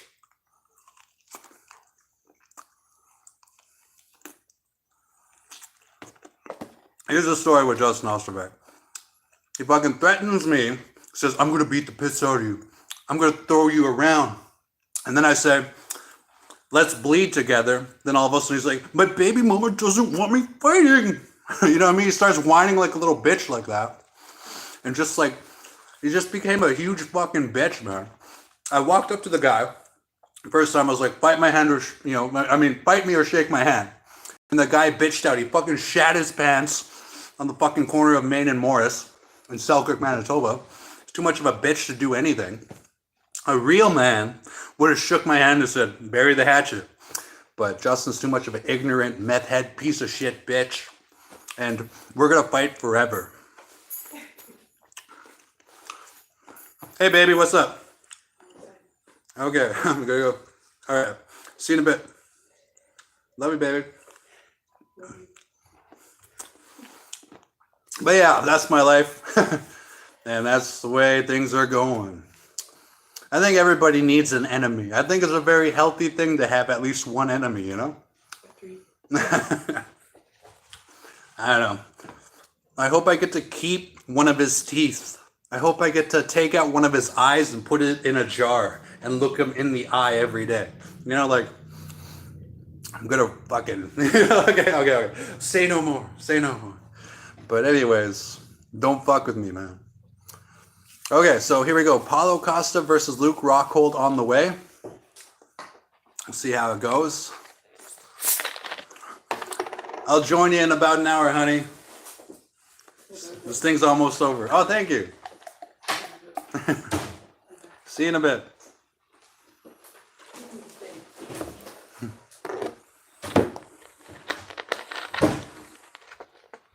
All right, so Luke Rockhold is on his way to the octagon right now.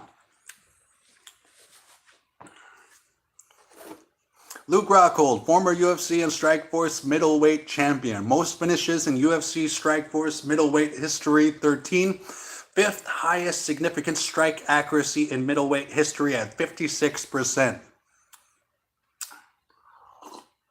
Luke Rockhold's no joke, man.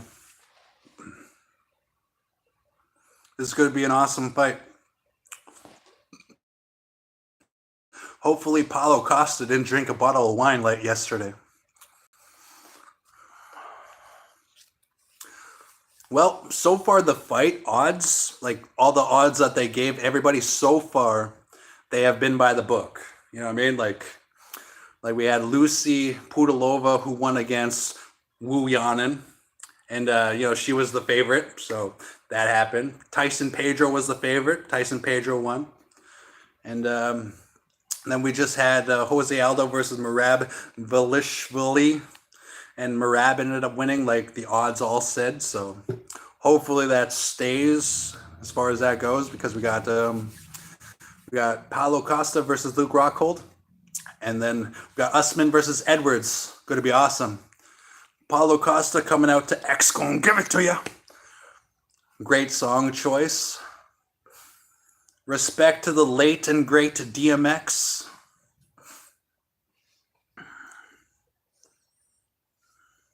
It's what you hear and listen. It's what you hear and listen.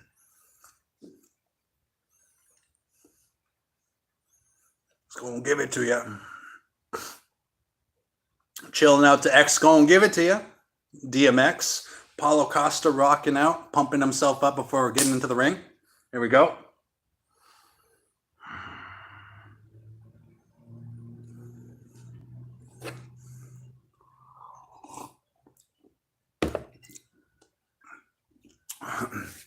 Oh, another thing with that Justin Osterbeck situation, man. He sent his fucking mother to his fight. He sent his mom. Seriously. Like, my cousin Jessica was there. She saw his mom, his fucking crazy leprechaun-looking mom, sitting there fucking playing the slots. And Justin was nowhere to be found because he sent his fucking mother. Why threaten somebody and then send your fucking mother? You know what I mean? I'm gonna fucking hurt him one day because he threatened me. Or he can apologize. But I want to see him bleed. I know that's crazy. But he threatened me first. That's just a lesson to everybody. Don't fucking threaten anybody. I don't know. People always fucking do that, though. You know what I mean? He fucking threatens me, picks on me, and then all of a sudden he tries to turn it around and make me the bad guy for it. Fuck that. Justin will always be a fucking bitch in my eyes because of the fact he sent his mom. Like, who the fuck sends his mom? And that merch time in the parking lot, this is Darren. This is Darren. He's basically crying for help in the fucking parking lot. And then he talks shit after it. God, he's such a fucking piece of shit.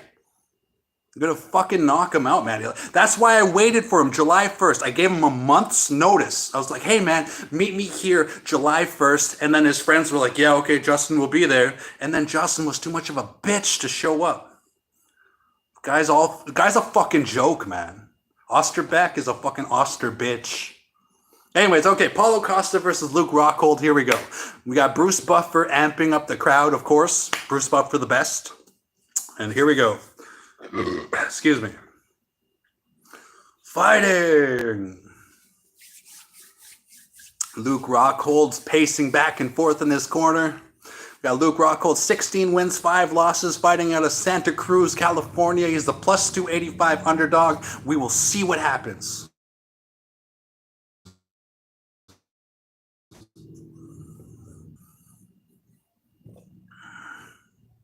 Bruce Buffer's a god at this point, man. The thing about Justin is, man, like, he was like, I'm trained. You don't want to mess with me because I'm trained. After I said, let's bleed together. And he was like, my baby mama doesn't want me fighting. All that, like, whiny bitch ass shit he fucking did. God, man, I've never met somebody so fucking pathetic in my fucking life. But today I found out he used to do meth at the fucking Lord. You know, him and Brittany used to do all those fucking hard drugs and pills and all that shit. So that's why he's such a fucking piece of shit. You know what I mean? That guy's a fucking piece of shit. He was threatening to rat me out because I stood up for myself. So, you know what I mean? Like, I stood up to the guy 4 fucking times, and 4 fucking times I won, and he still has the audacity to talk shit about me who stood up to him. You know what I mean? We're gonna kick that guy's fucking throat in.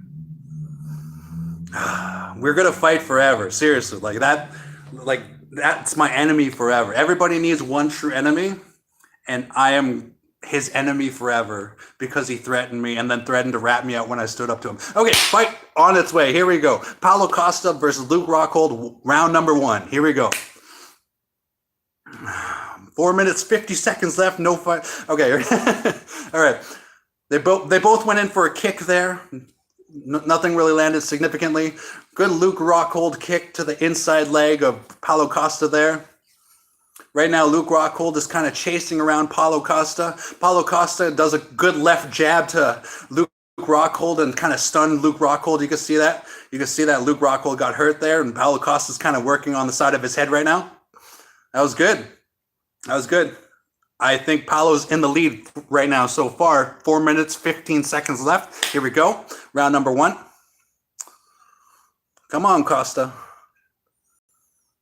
Good body kick from Costa to Luke Rockhold. Luke Rockhold shakes it off like, no, man.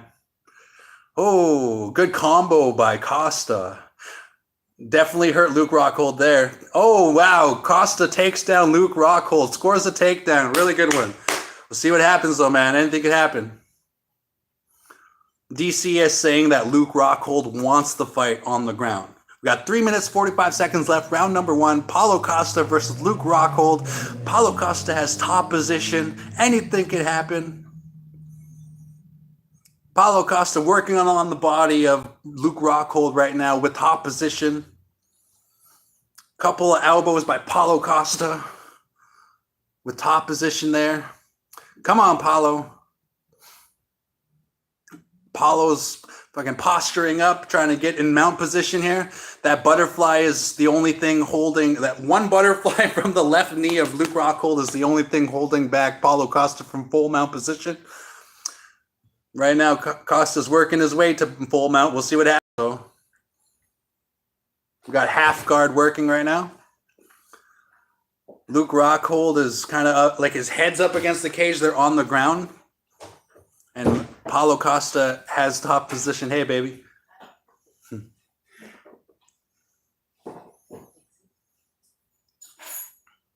All right, we got Paulo Costa is in mount position. Oh, God. Luke Rockhold got out of it. That was a good defense.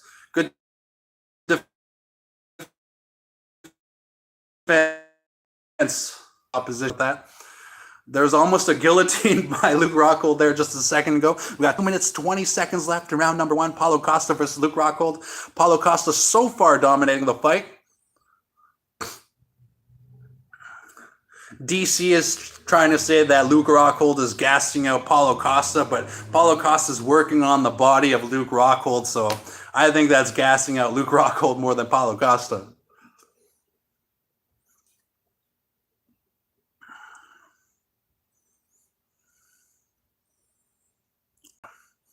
Very good up back to his feet by Luke Rockhold there. Gave up his back for a split second, got right back up.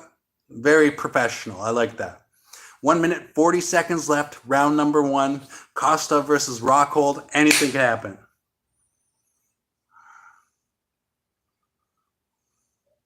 One minute, 30 seconds left. 47 total strikes by Costa. 7 strikes by Luke Rockhold.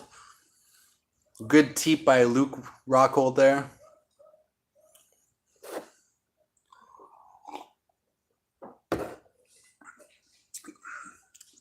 Wow. 4 straight body kicks from Luke Rockhold to Costa. Costa's eating them up, being like, come on, man, come on. But he's got to watch out for that. He did the same thing against Adesanya or whatever it was. Paulo Costa has Luke Rockhold up against the cage with 50 seconds left in round number 1. 45 seconds left in round number 1.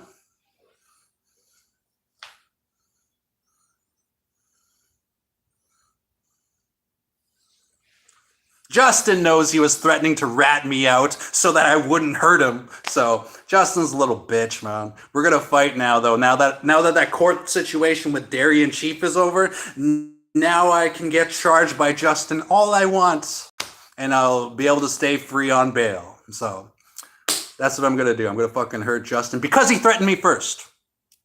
So anyways, we got 15 seconds left. Paulo Costa versus Luke Rockhold. Here we go.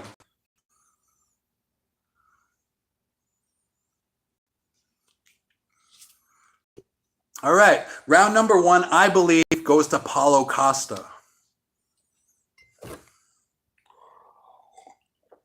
And then Luke Rockhold kind of like stopped and like went like that at the end of round number 1, like he's like too tired. I mean, he shouldn't be showing that, but it's hard not to. I mean, Paulo Costa really tired him out there. That was a good round 1 from Paulo Costa. Right now, Luke Rockhold's coach is like, hey, man, take some water and breathe. You got this, buddy. You got this.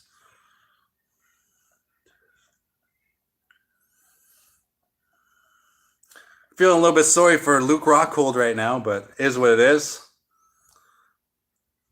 There's a really good strike to the head from Paulo Costa that stunned Luke Rockhold in that round number 1 there. And all that top position from Paulo Costa, that really tired out Luke Rockhold, even though Daniel Cormier was like, Luke Rockhold is tiring out Paulo Costa. Didn't really work out like that, but looks like both fighters are agreeing to touch gloves before round 2 starts here. Oh, maybe not. Never mind. Looked like it. All right.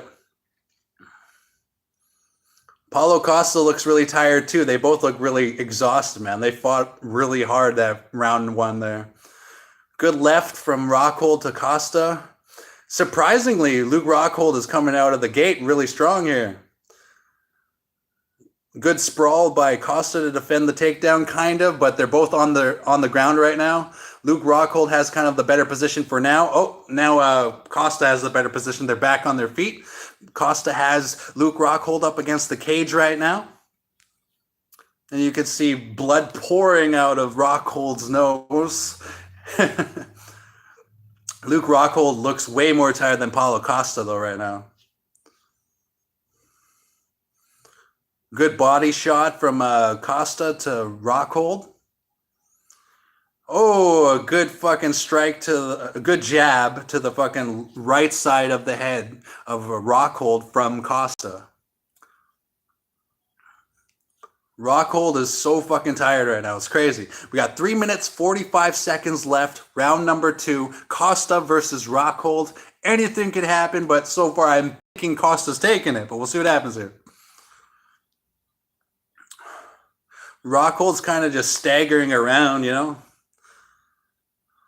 Really good kick, though. Fucking roundhouse kick there from Luke Rockhold to Costa just there. That was awesome. Good kick. Wow, another really good body kick from Luke Rockhold. 360 roundhouse kick. Wow, this fight's a coin flip, man. This is awesome. Luke Rockhold just kind of like taunting Costa just a little bit by standing still, you know. Both fighters in the center of the ring, exhausted out of their fucking minds right now, going crazy here. That's awesome. Come on, Costa. Breathe. Breathe. Good head kick from Costa to Rockhold. But of course, Rockhold fucking returns with another fucking strike. Wow! Rockhold fucking holds his fucking holds onto his knees there for a second. Like, you know what I mean? He looks so tired there. Rockhold is showing way too much fatigue, but it is what it is. We got 2 minutes, 30 seconds left in round number 2. We will see what happens. Couple of good kicks from Costa. Eve Levine being like, watch the fingers.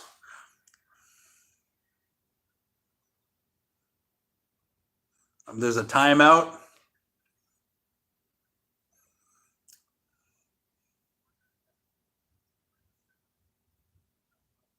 I don't know if I said his name right, but anyways. Okay, they're back fighting. Here we go. 2 minutes, 10 seconds left, round number 2. Luke Rockhold is way noticeably tired. It's crazy how much he's showing fatigue. 2 minutes left, round number 2. Costa's trying not to show fatigue, but you can see that both fighters are equally exhausted, man. It's crazy. A roundhouse from Costa misses, but if you caught that one, right? Good takedown from Costa. Oh, technical stoppage. Paulo Costa for the win. Or was that a timeout? What the fuck? Oh, no, it was a timeout. Look at that. But it looked like Paulo Costa started going like that after that because it looked like the referee stopped for a second, but it was a low blow. Paulo Costa gave him a low blow, and then he went to the ground, Luke Rockhold, and then Paulo Costa went around cheering like that. I thought the fight was over for a second just from the way Paulo Costa was going like that, but it was a low blow. So there's an official timeout. So Luke Rockhold has about 5 minutes to recuperate if he wants to take it. Luke Rockhold's going like that. I don't know why, but Luke Rockhold tasting his own blood. I like that. I like that style. There you go. We got Daniel Cormier saying that Luke Rockhold should take his time and relax right now. I mean, the way he's showing fatigue, I agree with that logic.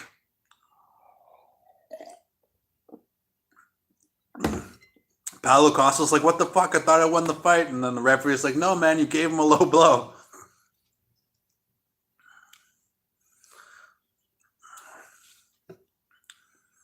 Loving the aggression. Both fighters making eye contact right now. Luke Rockhold just, loving the aggression right now. It's cool.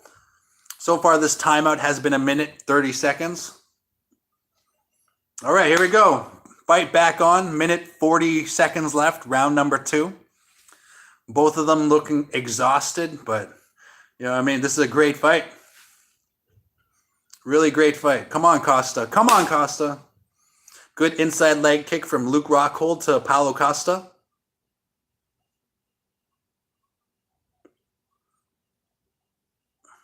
Both fighters in the center of the ring right now, over top of the monster with 1 minute, 15 seconds left in round number 2.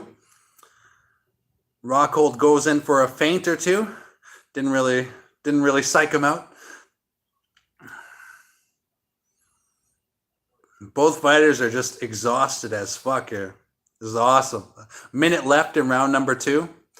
Both fighters breathing out of their mouth, breathing through their mouth,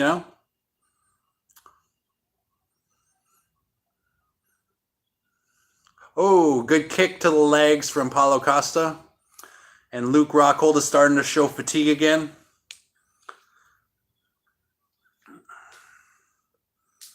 Okay, we got 30 seconds left in round number 2. Paulo Costa versus Luke Rockhold. And this fight can go either way, ladies and gentlemen. This fight can go either way. This is awesome. Both fighters are giving their all. Every strike, they're throwing all they can into it, all their body weight, all of it. They're fucking great.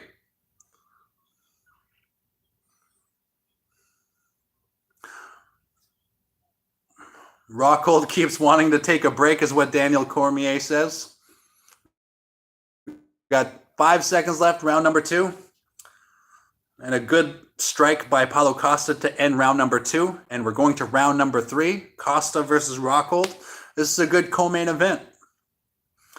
But Luke Rockhold is like just staggering back to his corner, tired as fuck.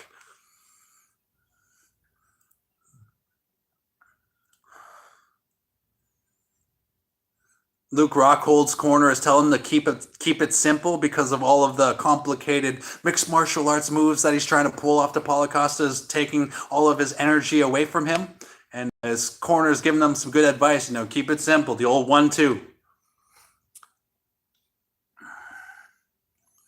Man, both fighters are just exhausted. This is cool. Luke Rockhold's coach is like, "You want to win it? You want to win it?" And Luke Rockhold's not even answering back. I think, judging by the body language, it looks like Luke Rockhold is way more tired than Paulo Costa, but you know what I mean? I'm not there. I'm here on the couch coaching. Here we go. All right, round number 3. Paulo Costa versus Luke Rockhold. We'll see what happens. Paulo Costa looks up to the sky, thanks God, before the beginning of round number 3 is what it looks like. Overhand right landed first by Paulo Costa. Not a clean land, but enough to be the first landing. Good jab to the right side of the head of Luke Rockhold by Paulo Costa there. 4 minutes, 30 seconds left. Oh, Paulo Costa has a bit of a slip, falls back, and Luke Rockhold gets top position of Paulo Costa. Unbelievable. Okay, they're back on their feet now. I guess Luke Rockhold was way too tired to maintain that top position. Makes sense. He looks really fatigued. It's crazy. 4 minutes, 15 seconds left. Round number 3. We got Luke Rockhold staggering on the outside of the octagon while Paulo's staying kind of on the inside and working on him right now. Luke Rockhold's trying to stagger all over the place, man. Paulo Costa's got to keep the pressure up.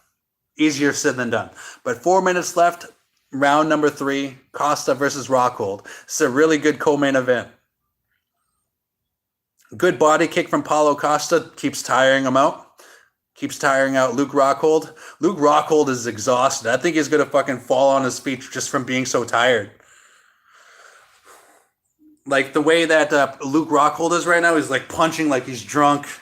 It's crazy. It's crazy. 3 minutes, 30 seconds left. Round number 3. Paulo Costa looks like he's winning, but we'll see what the judges think if we make it. Really good left to the chin of fucking Rockhold to Costa right there. Costa felt that one, gives him a little bit more respect after that one. 3 minutes, 15 seconds left. Round number 3. Here we go.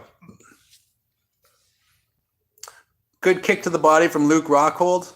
Even though Luke Rockhold is so tired, you can still see Costa puts his hands behind his back. Cocky. I like it. Okay, 3 minutes left. Round number 3. Roundhouse kick from Costa kind of doesn't connect. Luke Rockhold goes in for a takedown, but looks like he can't get back on his feet now because Paulo Costa gets top control out of that exchange. Wow. All right, so Paulo Costa is taking top control right now. We got 2 minutes, 30 seconds left. Paulo Costa has had top control for about 10 seconds now. And that top control will keep adding up. Hopefully, the judges see Paulo Costa as the winner. Hopefully, but we'll see. Plenty of time to go. 2 minutes, 20 seconds left. Round number 3. Paulo Costa on top of Luke Rockhold right now. They're kind of in the center of the ring. And Luke Rockhold is on bottom position with his back against the canvas, while Paulo Costa has side control. They're trash talking each other right now. Oh, Costa's trying to move into mount. Luke Rockhold doesn't have enough energy to really defend too much, but right now Paulo Costa is passing the guards really easily, I think. I just kind of listened to Daniel Cormier there for a second there. Minute 40 seconds left in round number 3. Paulo Costa is about to get mount control. Yeah, Paulo Costa gets the back of Luke Rockhold, and right now Costa's back is on the canvas while Luke Rockhold is in his body, and he has Luke Rockhold's back right now with a minute 30 seconds left. So this is very good for Paulo Costa right now. And Luke Rockhold is bleeding all over the canvas. all that blood in the nose of Luke Rockhold is probably what's fatiguing him so much, because there's so much blood clogged up in his fucking nose that he probably can't breathe that well, right? So we got a minute left in round number 3, and Paulo Costa has back control, and Luke Rockhold's talking shit to Paulo Costa. I love it. Here we go. Paulo Costa trying to get that body triangle on Luke Rockhold. See what happens here. There we go. Paulo Costa still kind of has back control, but not enough energy from Luke Rockhold to get out of it, I guess, right? Wow. Wow, cool. Luke Rockhold got on top position with Paulo Costa in full guard right now. That's pretty cool. 20 seconds left in round number 3. And right now, Luke Rockhold is bleeding all over Paulo Costa's face. I fucking love that. That's entertaining as fuck. Wow.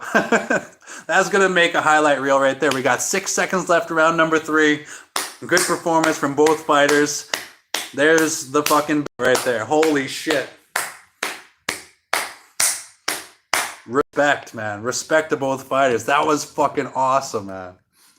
UFC 278. Wow. That was cool, man.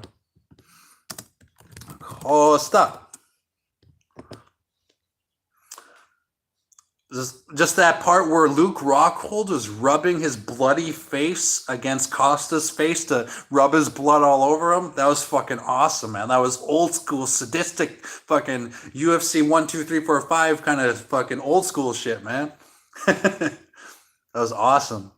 Like I said, man, Luke Rockhold is a roughneck, and he proved it tonight. But I think Paulo Costa might have won this one. We'll see what the judges say in a bit when we go to Bruce Buffer with the official decision. Respect to both fighters, though. That was cool. Ooh. Showing a couple of good overhands from Luke Rockhold to Paulo Costa. With Luke Rockhold talking shit. Luke Rockhold's awesome, man. Won me over as a fan tonight, that's for sure. I mean, I was a fan of him before. That's why I said he's a roughneck. But rubbing his blood all over Paulo Costa like that, that was fucking awesome. We'll see what the judges say, though. When it comes to Paulo Costa versus Luke Rockhold, we will see what the judges say. Paulo Costa gives Bruce Buffer a fist bump before the official decision, but we'll see what happens. If Paulo Costa wins, I will eat some more wings.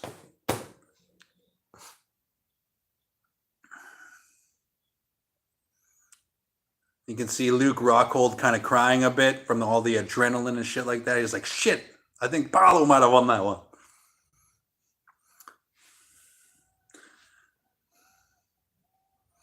30-27, all judges. The unanimous decision belongs to Paulo Costa. Paulo Costa with the unanimous decision, holding up the Rockstar can. Good for him. Joe Rogan goes in for the interview.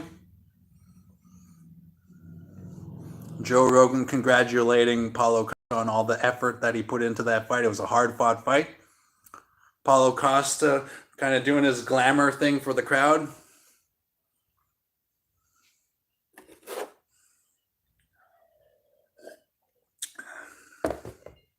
Joe Rogan asks what surprised Paulo Costa. But Paulo Costa just cheers for the city. Salt Lake City, you look amazing, he says. The crowd cheers for him.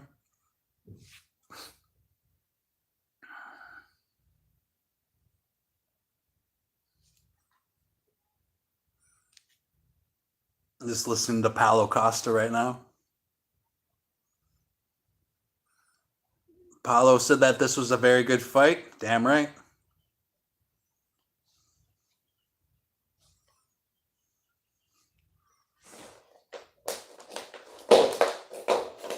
So Luke Rockhold wins. I mean, Paulo Costa wins, and now I get to eat my victory wings. Good old Paulo Costa. Damn good wings. I made these myself.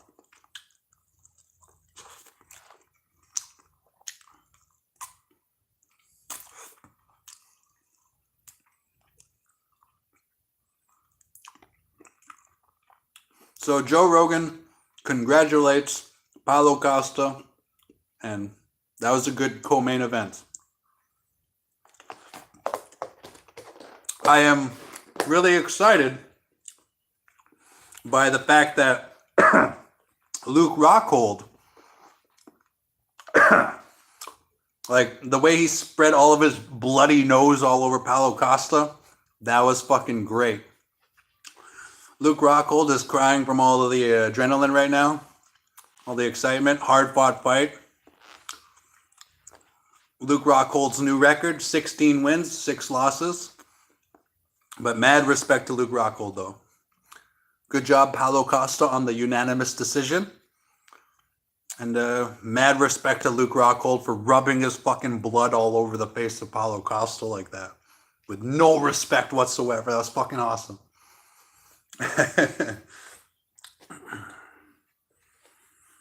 Joe Rogan telling Luke Rockhold that he has heart and courage. Absolutely. Both fighters were exhausted after the first round, and you could just see Luke Rockhold the entire fight trying to like grab onto his knees and take a breath. And as soon as his nose started bleeding, that's when Luke Rockhold started getting more tired, obviously. You know what I mean? Like, if you can't breathe properly, it makes sense. But Luke Rockhold, very emotional right now. He had a really tough battle against Paulo Costa. Paulo Costa ended up on top. But Daniel Cormier saying he's going to go give Luke Rockhold a hug.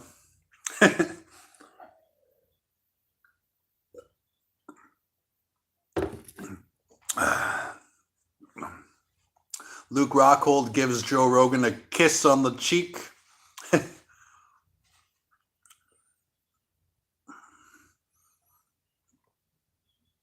Joe Rogan saying that Luke Rockhold went out like a champ. Yeah, man, that was a great co-main event. I mean, Paulo Costa dominated, but at the same time, Luke Rockhold, though, respect, man, respect. Luke Rockhold's so emotional right now, man. That's all heart right there. That's all heart.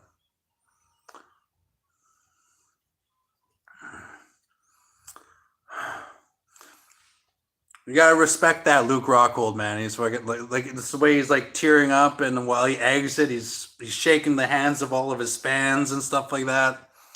It's a very emotional loss for him, but at the same time, you know what I mean? Like he's a winner tonight, even though he didn't win the fight. The way he kind of kept going, just you know what I mean? They're both winners, but I mean Paulo Costa won, but like they're both winners, man. That was awesome. Respect. That was a great fight. Paulo Costa with a unanimous decision. Cheers, respect. Okay, now we're gonna go to our main event right now. Kamaru Usman versus Leon Edwards. Right now, they're both in the locker room warming up. I'm gonna have another victory wing for Paulo Costa.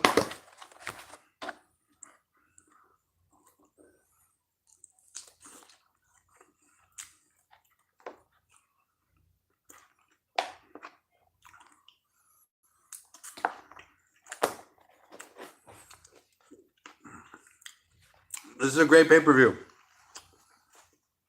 All fights were very entertaining, like most fights are. And I'm enjoying myself here. My girlfriend, my beautiful girlfriend's in my bedroom waiting for me after this. And yeah, I'm loving my life right now. Right now they're doing a plug for the movie The Woman King. Cool. That looks like an interesting movie. But yeah, it's been a really great night. I'm loving it. And since we're in between fights, I'll say it again. Thank you, dear God, for all my blessings and my baby mothers and my girlfriend and my babies. I love them all. And I always will. Okay. Edwards versus Usman, man. This is going to be great. Because I know that Edwards is looking to get some revenge against Usman. Excuse me. Excuse me. Sorry about that. All right, we're going to our main event.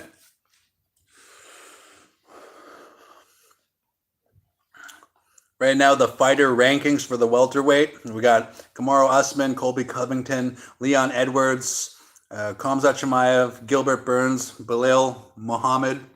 You know, pretty good, pretty good welterweights here. It's gonna be great. All right, here we go. Here we go. Hope everybody had a wonderful Saturday.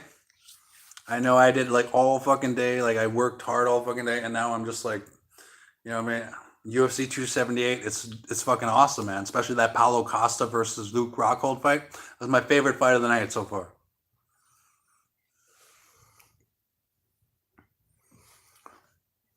So far, I'm thinking that as far as my bets go, I think I'm a bit down, but whatever, it is what it is, you know? That's gambling for you. If I did a parlay on every favorite, then that would have been a really good one, but I didn't feel like doing that one.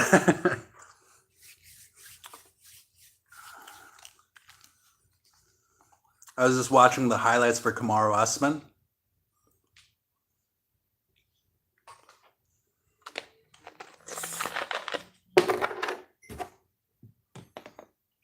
Kamaru talking about his first fight with Leon Edwards.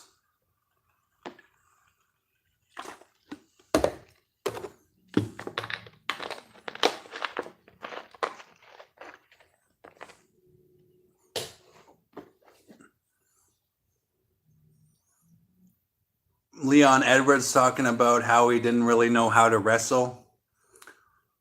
Couple underhooks, you know. I don't know. Cool. Good highlights, right? Good highlights.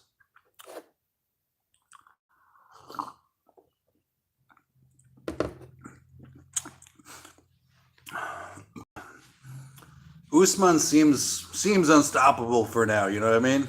Like with Trevor Whitman as his coach and stuff like that, like just, you know, coach of the year last year or something like that, Trevor Whitman.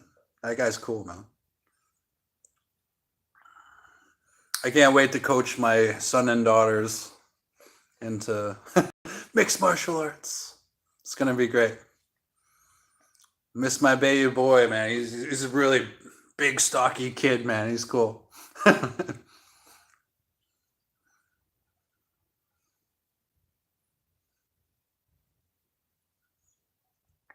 Listen to the promo for Edwards versus Usman. In this promo, they're showing the growth of Edwards' wrestling. So clearly has phenomenal strike.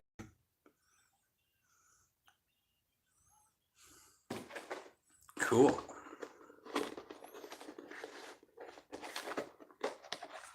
Edwards saying that he improved again and again.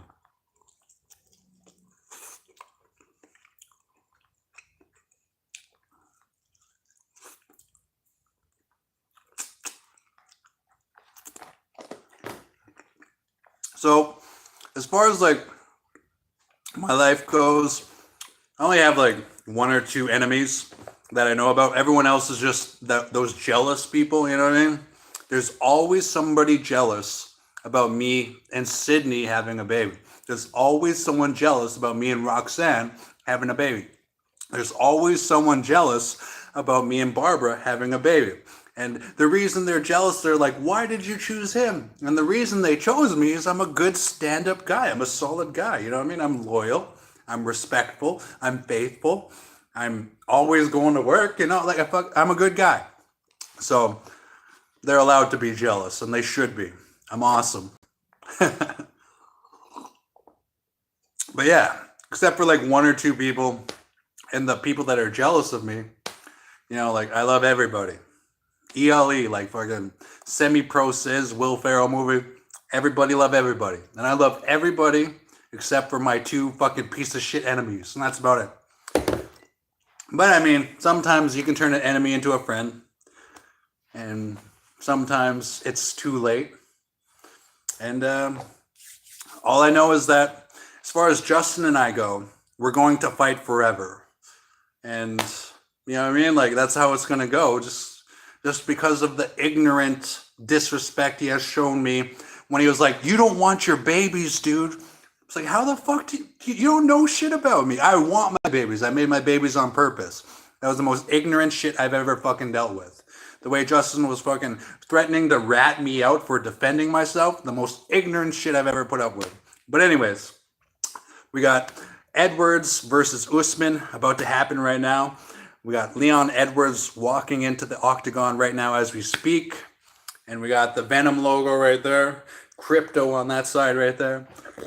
Excuse me. And we'll see what happens.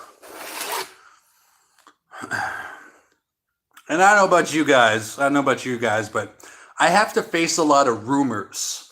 Like, the reason, like, I used to live at the Merch in Selkirk, Manitoba. And the reason the manager of the Merch kicked me out is because I have a baby with her granddaughter. And from that vindictive action of her fucking wrongfully evicting me comes a bunch of rumors. Like, she lied about, like, he threatened people that he lives with and stuff like that. I didn't do that shit. And she, that's just how her grandmother is, and that's that's how Sydney is. But Sydney framed me for 2 fucking years, and our trial is over because she didn't show up the other day because she knows she fucking framed me, So I don't know.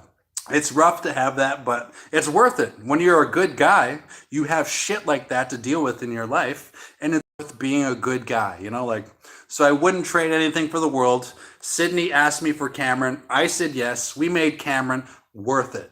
Worth it.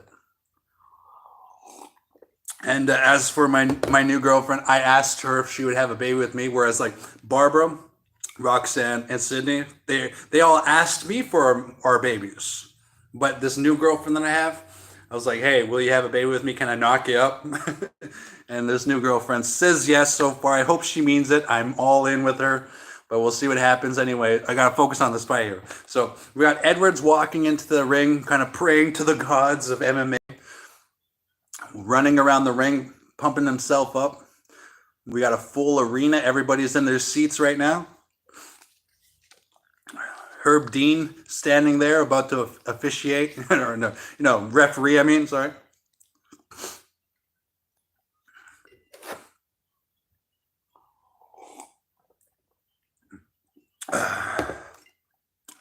Even though the odds are for Usman to win, or like he's the favorite, this is still a coin flip of a fight.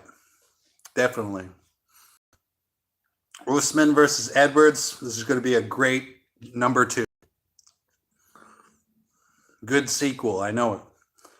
Part of me hopes for a trilogy. Another part of me hopes that Usman wins straight up. But it is what it is. And I'm thankful to get to watch this pay-per-view and be part of a first world country, and to all the people in the world that are suffering like that. I wish you the best. I hope everything's okay. And I just want to say how grateful I am to be in Canada, where I can enjoy this freedom, watch the pay-per-view, have some victory wings, and speak how I feel, and be thankful for having 3 baby mothers and maybe a 4th baby mother on the way and all that stuff. Like, I'm just so fucking grateful. So thank you, God, if you exist. Thanks, buddy. Love, Darren. Okay, so we got Usman coming into the arena right now on his way to the octagon.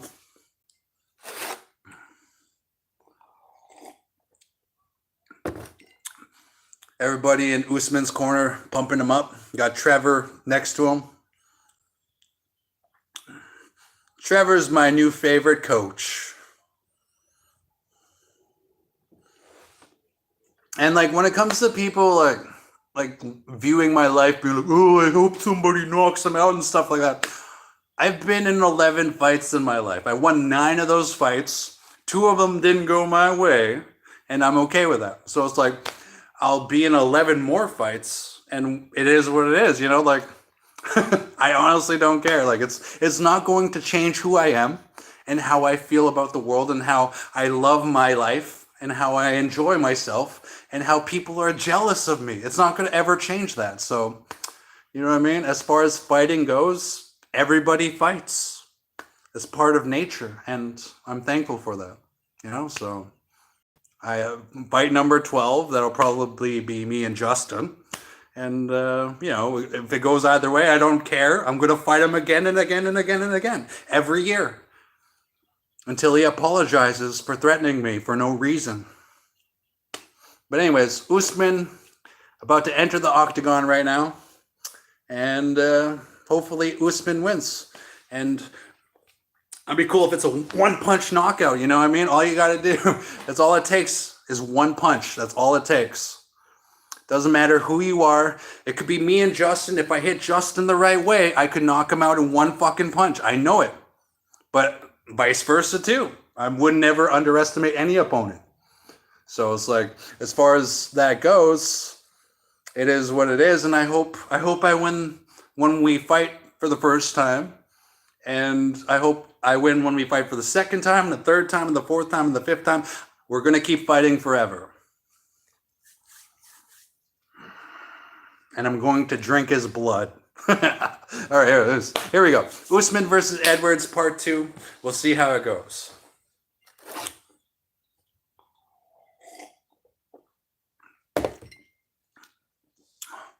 Usman praying before he gets into the octagon. Stares at his opponent before running halfway around the octagon and back.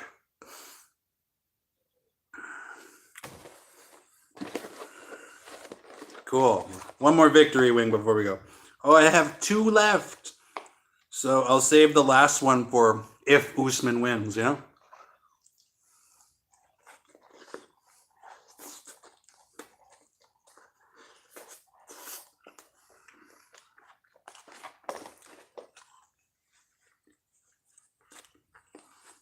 All right.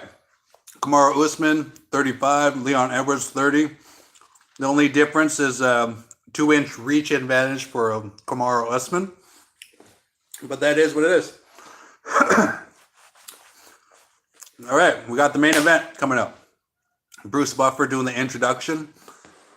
Always remember this about Justin Osterbeck. He sent his mother to our fight. Always remember that about. That's what a bitch is. Sent his mom. 35-year-old man sends his mom.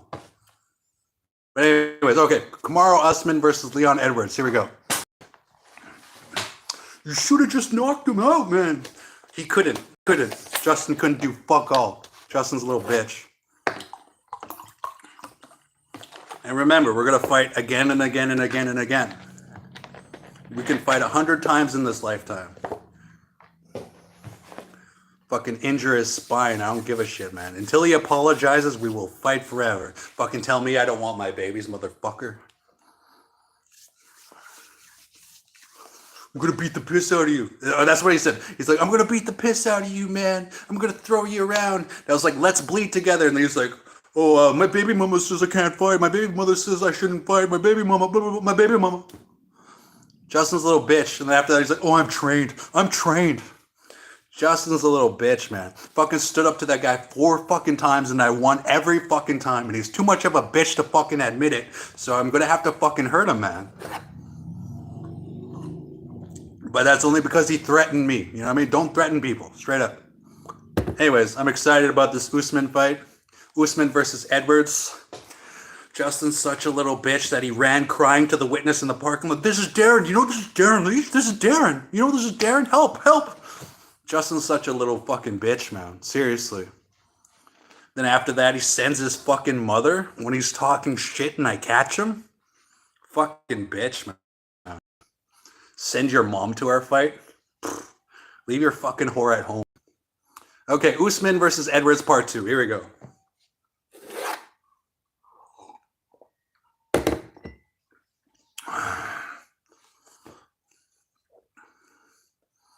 Bruce Buffer is introducing the champ right now. Kamaru Usman, 20 wins, 1 loss. Fighting out of Denver, California, or Colorado. Sorry, Denver, Colorado. Minus 345 favorite, Kamaru Usman. Kamaru Usman looks very emotional right now before the fight, but as Bruce Lee says, emotional content. Justin was threatening to rat me out before the merch. Before the merch parking lot thing, he was threatening to rat me out. So it's like, get in the ring, you fucking bitch. I will fucking give you $300 to fight me in the ring. He was too much of a bitch to do that. So I stood up to him. Then he turned into a little bitch. This is Darren. You know this is Darren, crying for help to the fucking witness. Then he fucking ran away like a little pussy. Justin's a fucking bitch, man. Kamaru Usman versus Leon Edwards. Here we go, part 2.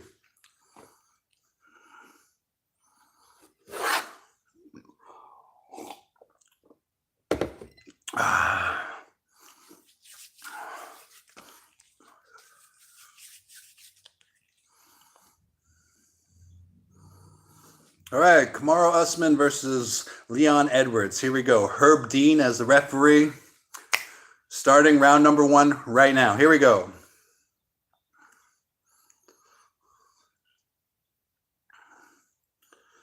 Usman Edwards in the center of the ring right now.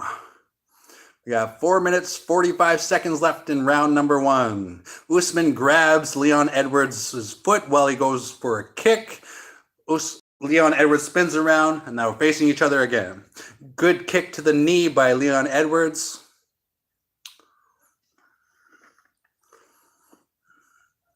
Daniel Cormier reflecting on the endurance of these fighters, saying that don't expect these guys to get tired. Cormier reflecting on Usman training at high altitudes in Colorado.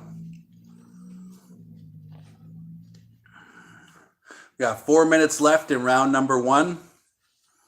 Couple of good kicks to the knee from Edwards to Usman.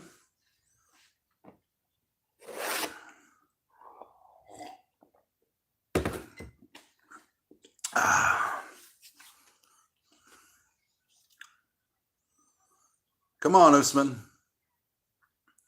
Right now, those leg kicks looks like Edwards is in the lead at this moment, but that could change right away. Got 3 minutes, 30 seconds left. Round number 1, Usman versus Edwards 2. Good takedown defense from Leon Edwards there.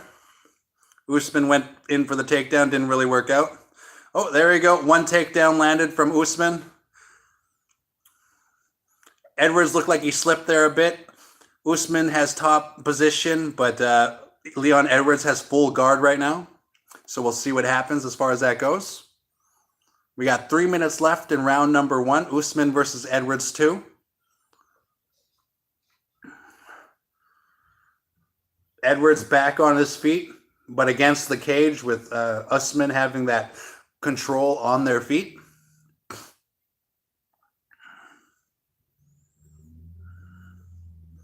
Good knees to the legs by Usman to Edwards. Slow him down in the long run, I guess.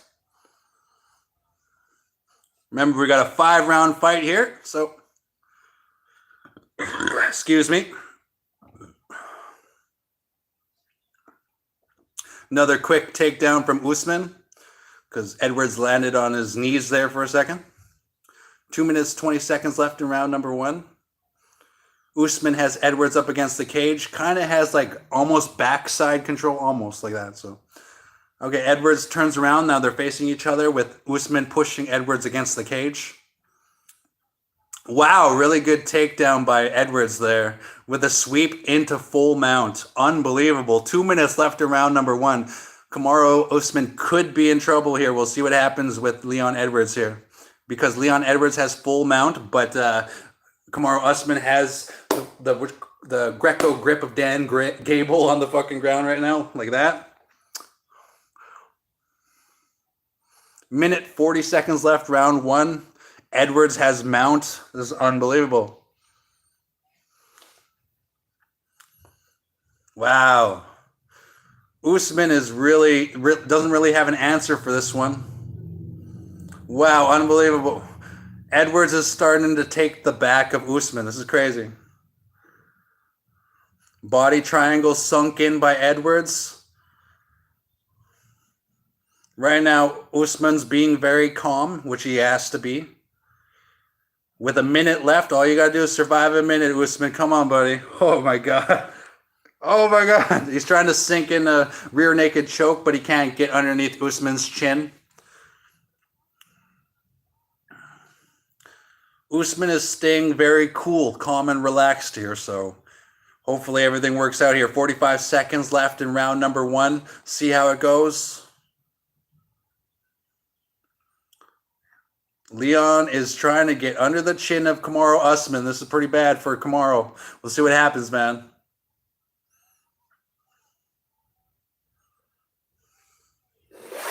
That body triangle is keeping Edwards in back control for Usman. This is crazy. So round number 1, 15 seconds left. Usman, Edwards 2. Looks like round number 1's going to Edwards. So Usman's got to pick up his game for round number 2. 7 seconds left here. Round number 1.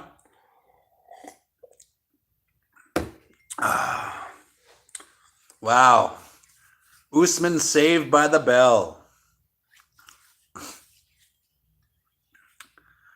If this was old school UFC where the time just kept going, then that body triangle would have stayed sunk in by Edwards for God knows how long. So Edwards is saved by the bell. Trevor Whitman, I think that's his name, talking up Kamaru Usman right there.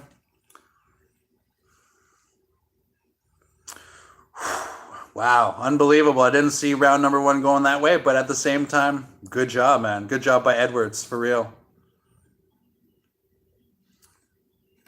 With a leg sweep into full mount position, unbelievable. Going to round 2, Usman versus Leon Edwards here. We'll see how it goes.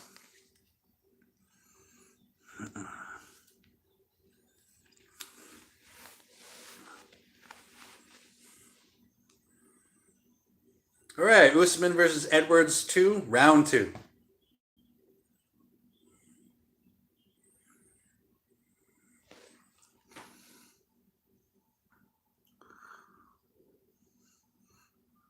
Usman looks a bit tired, but at the same time, you know.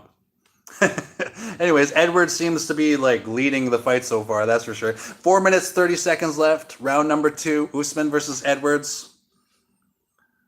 Right now, Usman's pushing Edwards up against the cage. Looks like Usman's kind of grabbing the cage a bit. Hopefully Herb stops that. Okay, there we go.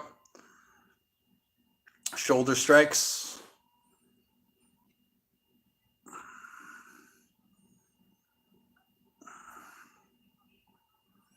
Oh. A little bit of a slip by Leon Edwards. A combination by Usman because of that slip there. Kind of rolled his ankle or something, looks like. Good combination from Kamaru Usman. Leon Edwards is eating those. He shouldn't eat as much as those if you can help it, right? All right, 3 minutes, 45 seconds left, round number 2. Usman Edwards in the middle of the ring above the monster logo right now. Anything could happen. Main event.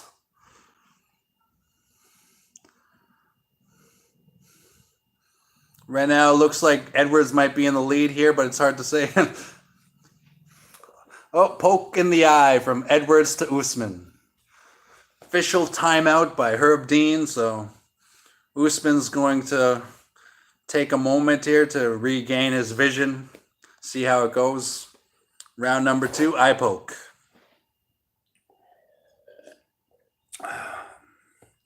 Thumb in the eye from Leon Edwards to Usman. Ouch. It grazed it a bit, but still just enough to hurt, right?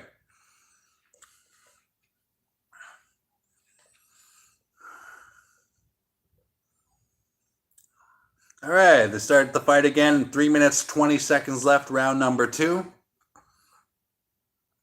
Both fighters in the center of the ring right now. Feeling each other out still. The eye poke seemed to slow down Usman just a little bit.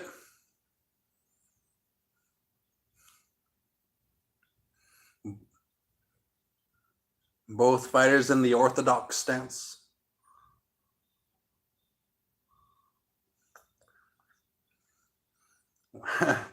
Leon Edwards switches to southpaw.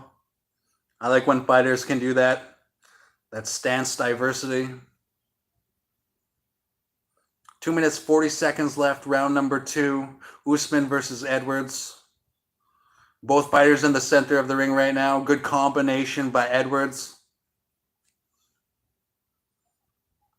Oh, good body kicks from Edwards. Still rooting for Usman, but we'll see what happens there. Good straight right to Edwards' chin from Usman.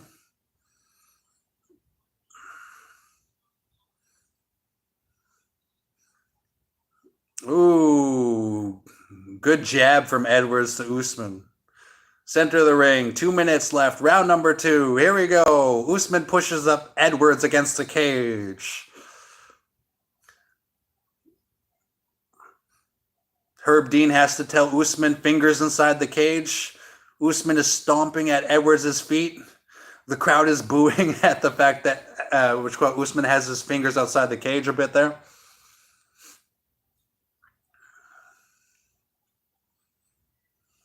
Minute 30 seconds left, round 2. Here we go. Wow, this is a good fight. Edwards made a mistake there going in for a takedown. Kamaru Usman kind of like, what you call it, north-south position right now.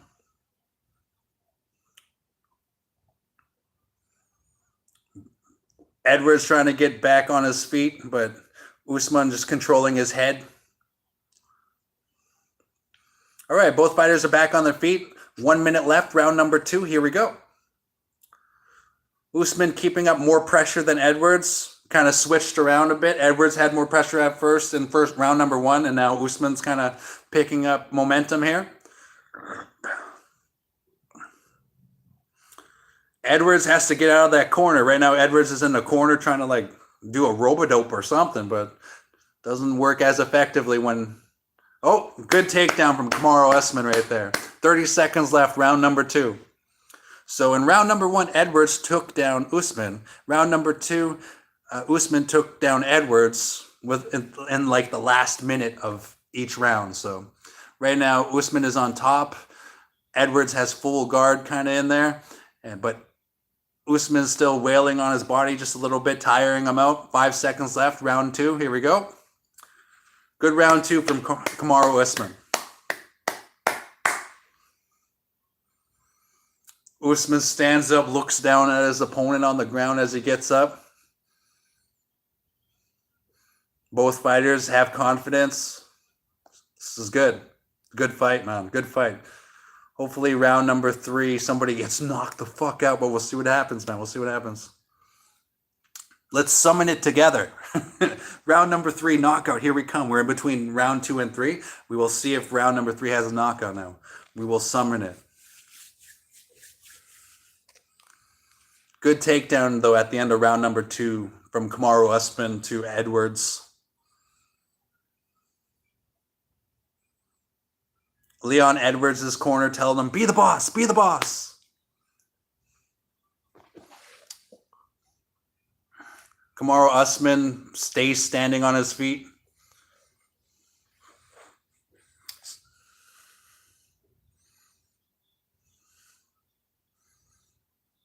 Here we go to round number 3. Kamaru Usman versus Leon Edwards. Anything can happen. Round 3 starts. Here we go. Brought to you by Timex.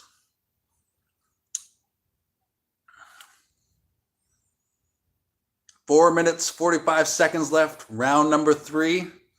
Both fighters feeling each other out. On their feet, kind of boxing a bit. There we go. Good kick from Leon Edwards to Kamaru Usman. First strike of the round. Both fighters in the center of the ring on top of the Monster logo right now. Couple of feints from Usman.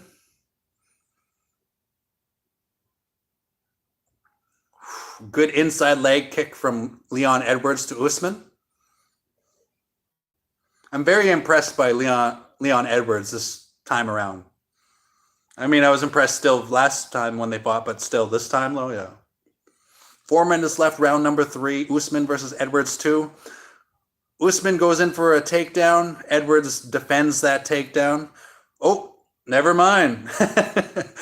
Usman takes down Leon Edwards as he has him up against the cage, pulls his right out from under him. 3 minutes, 40 seconds left. Usman tried to land 7 takedowns, only landed 3 so far. That's pretty damn good.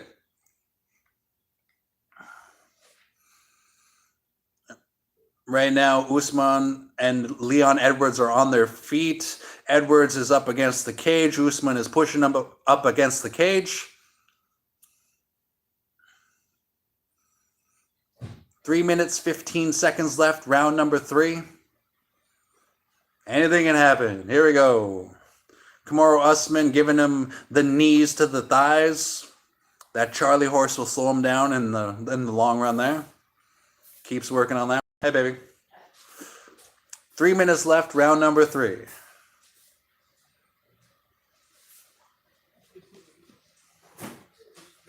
Two minutes, 45 seconds left in round number 3. We'll see what happens left here. This is a really good fight. It's a really evenly matched fight. So far, it's in the hands of the judges, you know. I think Kamaru was ahead just by a little bit, but anything could happen. Neither fighter is showing any really extreme fatigue. Ooh, good fucking hit from Kamaru Usman to Edwards. Usman takes him down again, so I guess that's his 8th attempt at taking down, and he landed about 4 of them right now so far. We got 2 minutes left in round number 3, and Kamaru Usman is trying to take the back of Leon Edwards.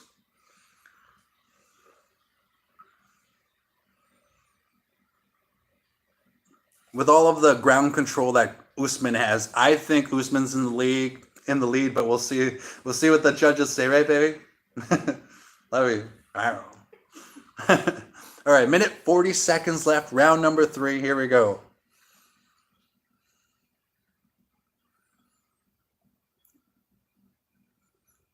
Usman has had top control for the last 45 seconds. Herb Dean doing a really good job, making sure nobody's fighting crookedly. Crowd's kind of booing because nobody's really advancing their position. We got a minute, 10 seconds left. Round number 3. Herb Dean gives the last warning.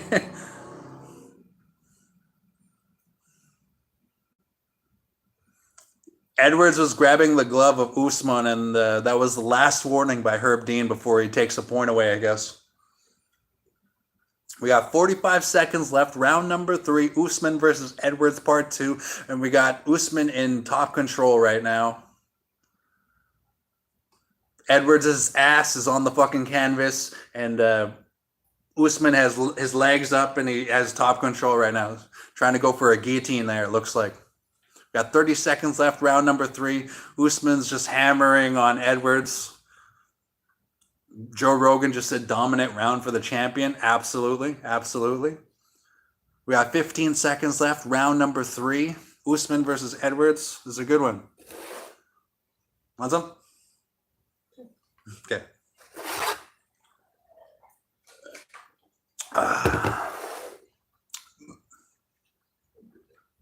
Okay, round number 3 over. All the commentators ringside are saying that it's a dominant round for Usman. Absolutely. He had so much top control that time. Out of the 5 minutes, he maybe had like 2 minutes worth of top control. Right now, Leon's coach is yelling at him, "You got to get fucking lively." So they're trying to spark Leon Edwards up. It's a good fight, though. I think Kamaru Usman's in the lead just a little bit. Got 2 more rounds to go. Excuse me. The Paulo Costa versus Luke Rockhold fight made this pay-per-view worth buying. Absolutely.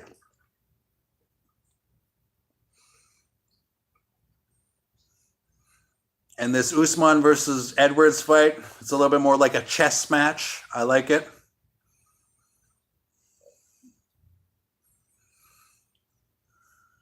All right, here we go to round number 4. Herb Dean standing on the monster logo. Let's fight. Brought to you by Timex. All right, here we go. Both fighters center of the ring right now. First strike will belong to Leon Edwards.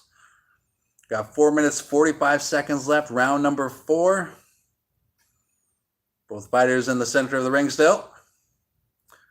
I think Kamaru's going to look for the takedown this round again. It's hard to say, though. Good jab from Kamaru Usman to the chin of Edwards. A little bit of an exchange there. Good inside leg kick from Edwards. Good jab again from Usman.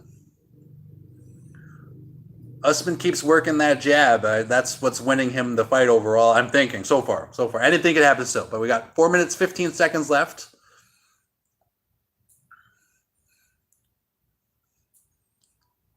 Ooh, a bit of an exchange there. Edwards has the back of Usman.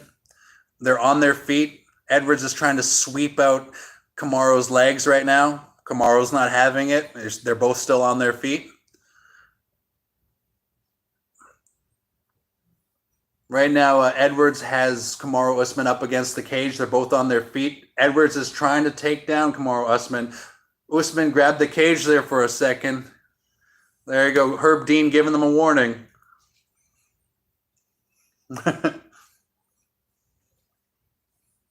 Be with you in a second, baby. This fight's almost over here. We got 3 minutes, 30 seconds left. Round number 4, Usman versus Edwards, part 2. I'm thinking Usman's in the lead right now. Edwards is still pushing Usman up against the cage right now. Okay, he broke free right now. Both fighters still on their feet, giving it. Usman trying to keep up pressure now after that. Usman goes in for the takedown, takes his legs out from under him. Good takedown again from Usman. Leon Edwards kind of let it happen, though.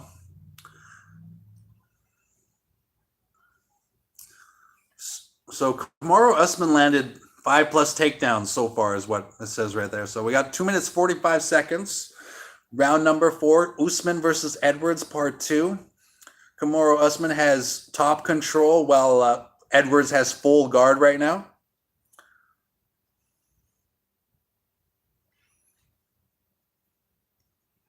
They're talking about the endurance of Usman having that altitude of being in Colorado as his advantage. Leon Edwards' corner is screaming at Leon Edwards to get the fuck up. So we got 2 minutes, 10 seconds left. Round number 4, Usman versus Edwards. Right now, Usman is delivering a couple elbows to Edwards there on the ground. I like it. Leon Edwards' corner is guiding Edwards to go towards the cage and get back up on his feet. Easier said than done, but good coaching. That's for damn sure. We got 1 minute, 45 seconds, round number 4 of the main event.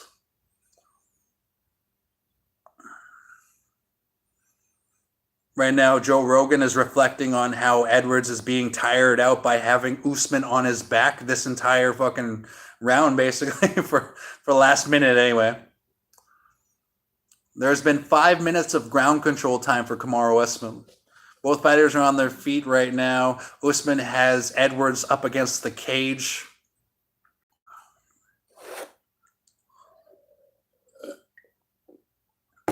We got 1 minute, 10 seconds left, round 4.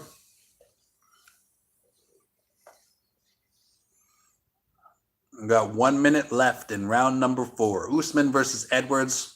It feels like Usman's in the lead. Edwards is grabbing the cage right now. Herb Dean didn't see that, though, so. Ooh, another takedown from Kamaru Usman to Edwards. Oh, Leon grabbed the cage there a bit. Oh, Herb Dean stopped the fight at 40 seconds for a bit here because Edwards grabbed the cage. So Herb Dean is repositioning Edwards back down because he grabbed the cage to help himself up. This is pretty crazy. 40 seconds left. Round 4. Here we go again. Timeout is over. 40 seconds left. Round number 4. Here we go. Joe Rogan saying Herb Dean's the best for catching that.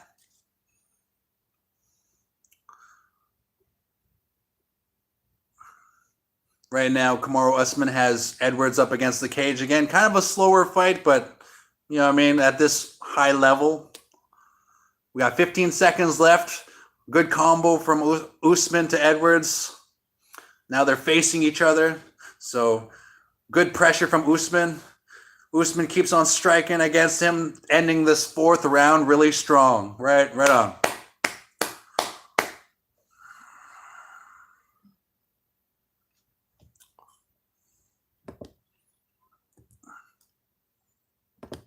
All right, that was the end of round 4. I believe that belonged to Usman.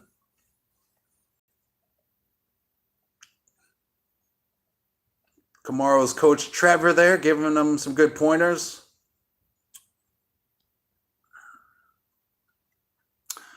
Tonight was a lose money kind of night as far as gambling goes. I'm okay with that. It is what it is, you know. I'm a gambler. If Kamaru Usman wins this one, I will have about, I bet 120. I'll end up with about 75, so it'll be like a $45 minus tonight. But, you know, it is what it is. Here we're going to round number 5. Usman versus Edwards. The crowd is cheering so loud. There are 18,000 people in attendance at the Vivint Arena in Salt Lake City right now watching Usman versus Edwards, round 5. Here we go.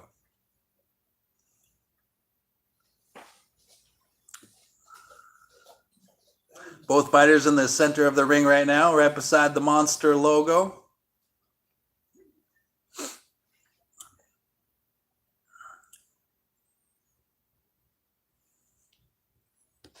Here we go. 4 minutes, 30 seconds left. Round number 5. See how it goes. They're just boxing right now in the center of the ring.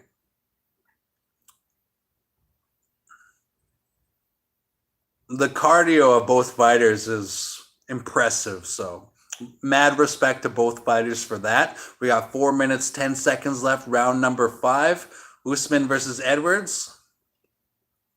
Part 2.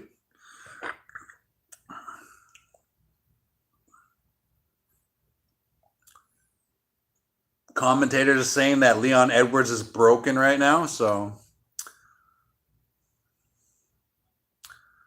Usman keeping up the pressure. About to go in for another takedown. Yep, grabs the legs from underneath him, but good defense, though. Good defense. Didn't take him down all the way that time. 3 minutes, 30 seconds left, round number 5. Right now, Usman has Edwards up against the cage. Both fighters are on their feet. Edwards looks a bit more tired than Usman. Usman, of course, utilizing on those knees to the thighs of Edwards and stomping on Edwards' feet.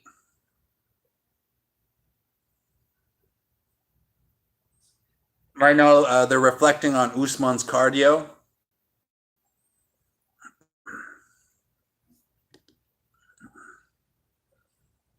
2 minutes, 50 seconds left.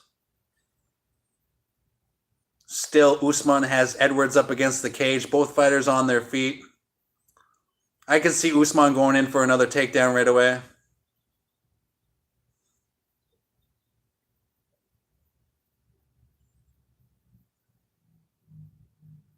Oh, Herb Dean stops the fight for a reason. We'll see in a second here. Okay, nobody was advancing position, so Herb Dean stopped the fight, and now both fighters are back in the center of the ring there. 2 minutes, 15 seconds left, round 5. Usman versus Edwards, 2. Good teep by Edwards there. Good combo by Edwards there, surprising. Good kick to the body. Oh, no, it was a low blow. It sounded like it hit his skin above the shorts. So that's why I thought it was a good kick to the body, but the angle of it, let's see it. Yeah, that was not low. That was not low. That was to the body. Judging from the impact, the commentators are saying that's not low, and I'm kind of agreeing with them. Cormier is saying it was on the belt line, but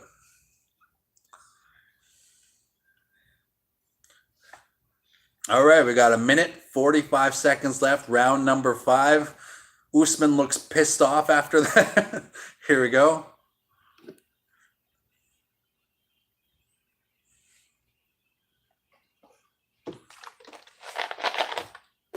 Minute 30 seconds left. Round number 5. Both fighters in the center of the ring right now.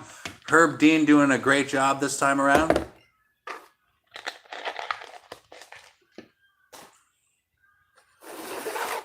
Minute 15 seconds. Both fighters on their feet in the center of the ring. Half the crowd is cheering. Like a quarter of the crowd is kind of booing.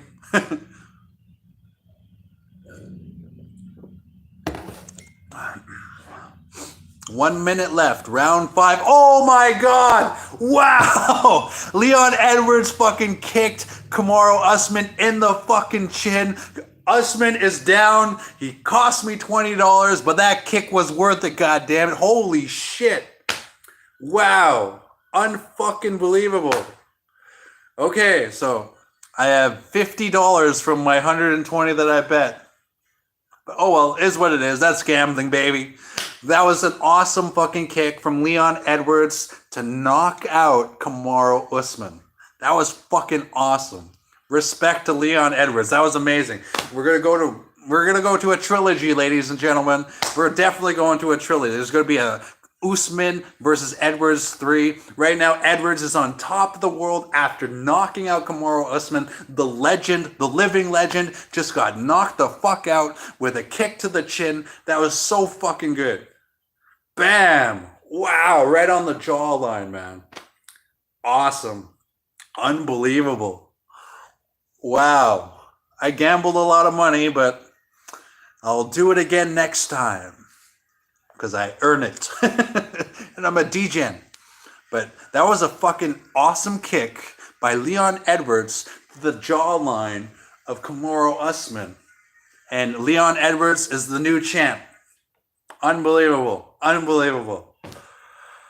Wow. That fight went from uneventful kind of to just like, wow. Holy shit. Leon Edwards, they're showing a clip from his gym right now. His gym is just going crazy, man. That's unbelievable. The Joe Rogan reaction. Fucking love it. I can't believe that just happened. That was unreal. Wow. Kamaru Usman just got knocked the fuck out with 1 minute remaining. Almost like the way Teixeira got like choked out with like a minute remaining or whatever it was. Like unbelievable. That was unbelievable. Leon Edwards is crying in the middle of the ring with some redemption against Kamaru Usman. That was unbelievable, man. To quote JR from WWE, he killed him. He killed him. That was fucking amazing, dude. That was unreal. Oh my God. I'm going to text my little brother after this one. He's got like a, I don't know, like a belt, black belt in like Brazilian Jiu-Jitsu or something like that. I know he's watching the fights tonight, and I hope he saw that. I hope he saw that. That was fucking unbelievable. That was fucking great. Love it. Love it. Congratulations, Leon Edwards, man. Well, that's gambling, folks. I bet $120, walked away with 50, and that's gambling. That's all there is to it. I'm going to keep gambling until the end of the year for UFC, and I think I'm about even as far as that goes overall. But it is what it is, and I'll keep on going, keep grinding it out, you know? But yeah, Kamaru Usman just got knocked the fuck out. Kind of a rough year for Coach Trevor Whitman as far as that goes. Right now, Joe Rogan is kind of like, good job, man. You did it, Leon Edwards. Leon Edwards cheering up in the center of the ring. Dana White is probably going to come and put the belt on him right away. That was amazing. Unbelievable. Wow. That kick was amazing. Good job, Leon Edwards. I mean, respect to Kamaru Usman. Shit happens. There's going to be a number 3. I can feel it. I can feel it. Usman versus Edwards, number 3. It's going to happen. As long as both fighters stay alive and well and in the sport, in the UFC, I could see that definitely happening. We need a trilogy there, folks. Usman is like sitting there just kind of like, shit. Sitting there on his stool, about to stand in the middle of the ring. Herb Dean's about to raise Leon Edwards' hand. Amazing. Respect Leon Edwards. Fuck, that was intense, man. Wow. Unbelievable kick from Edwards to fucking Usman. Unbelievable. That's the sport, ladies and gentlemen. That's the sport of MMA. And that was amazing. I fucking love it. That was amazing. Like, it sucks that my money, whatever. But as far as this goes, man, wow. That was a great kick. Joe Rogan having an interview with Edwards right now. Leon Edwards is on top of the world, and he should be, man. Congratulations.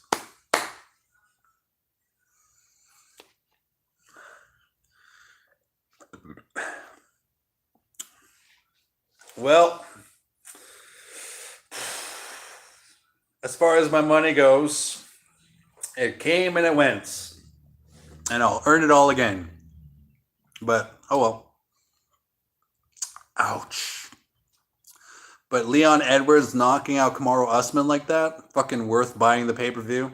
And Paulo Costa, like, winning against Luke Rockhold like that. And, like, it was a good pay-per-view. I fucking had a great time watching it. I hope you all had a great time watching the pay-per-view. It was amazing. That main event was unreal. Right now they're showing the clip of Leon Edwards' team in Birmingham. And it's just like they're all so excited for Leon Edwards. They're all on top of the world for him right now too.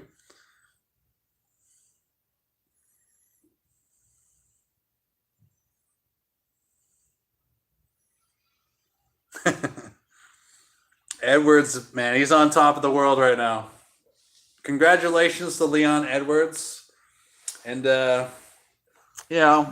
it is what it is for Kamaru Usman. I was hoping that he would reach the Anderson Silva record, 16 fights or whatever, but it is what it is. And, that was it, ladies and gentlemen. That was UFC 278.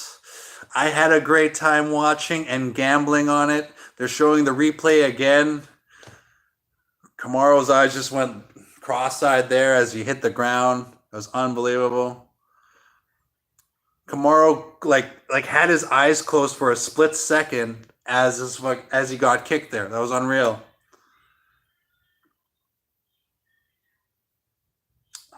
Wow, unbelievable. That was amazing. Edwards is saying that God is on his side, stuff like that, but it is what it is. I had a great weekend. I'm loving my life right now. Thank you, dear God, for the pay-per-view. Fucking great pay-per-view. And thanks for watching, everybody that's watching.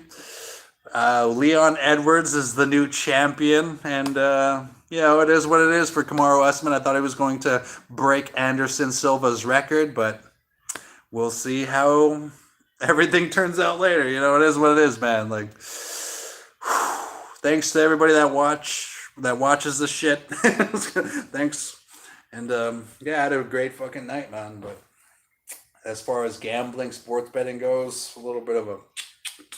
But I had a good time watching the pay-per-view. That Paulo Costa versus Luke Rockhold fight, though, that was worth it. When Luke Rockhold spread all that fucking blood all over Paulo Costa's face, that was like a fucking horror movie or something like that. I loved that part, and that made the whole pay-per-view worth watching.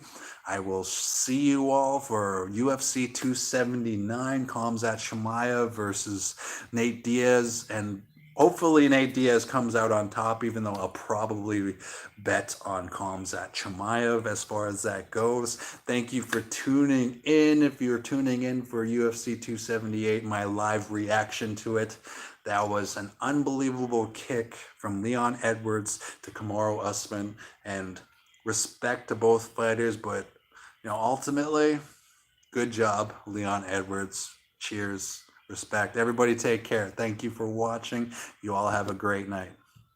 Take care. Bye-bye now.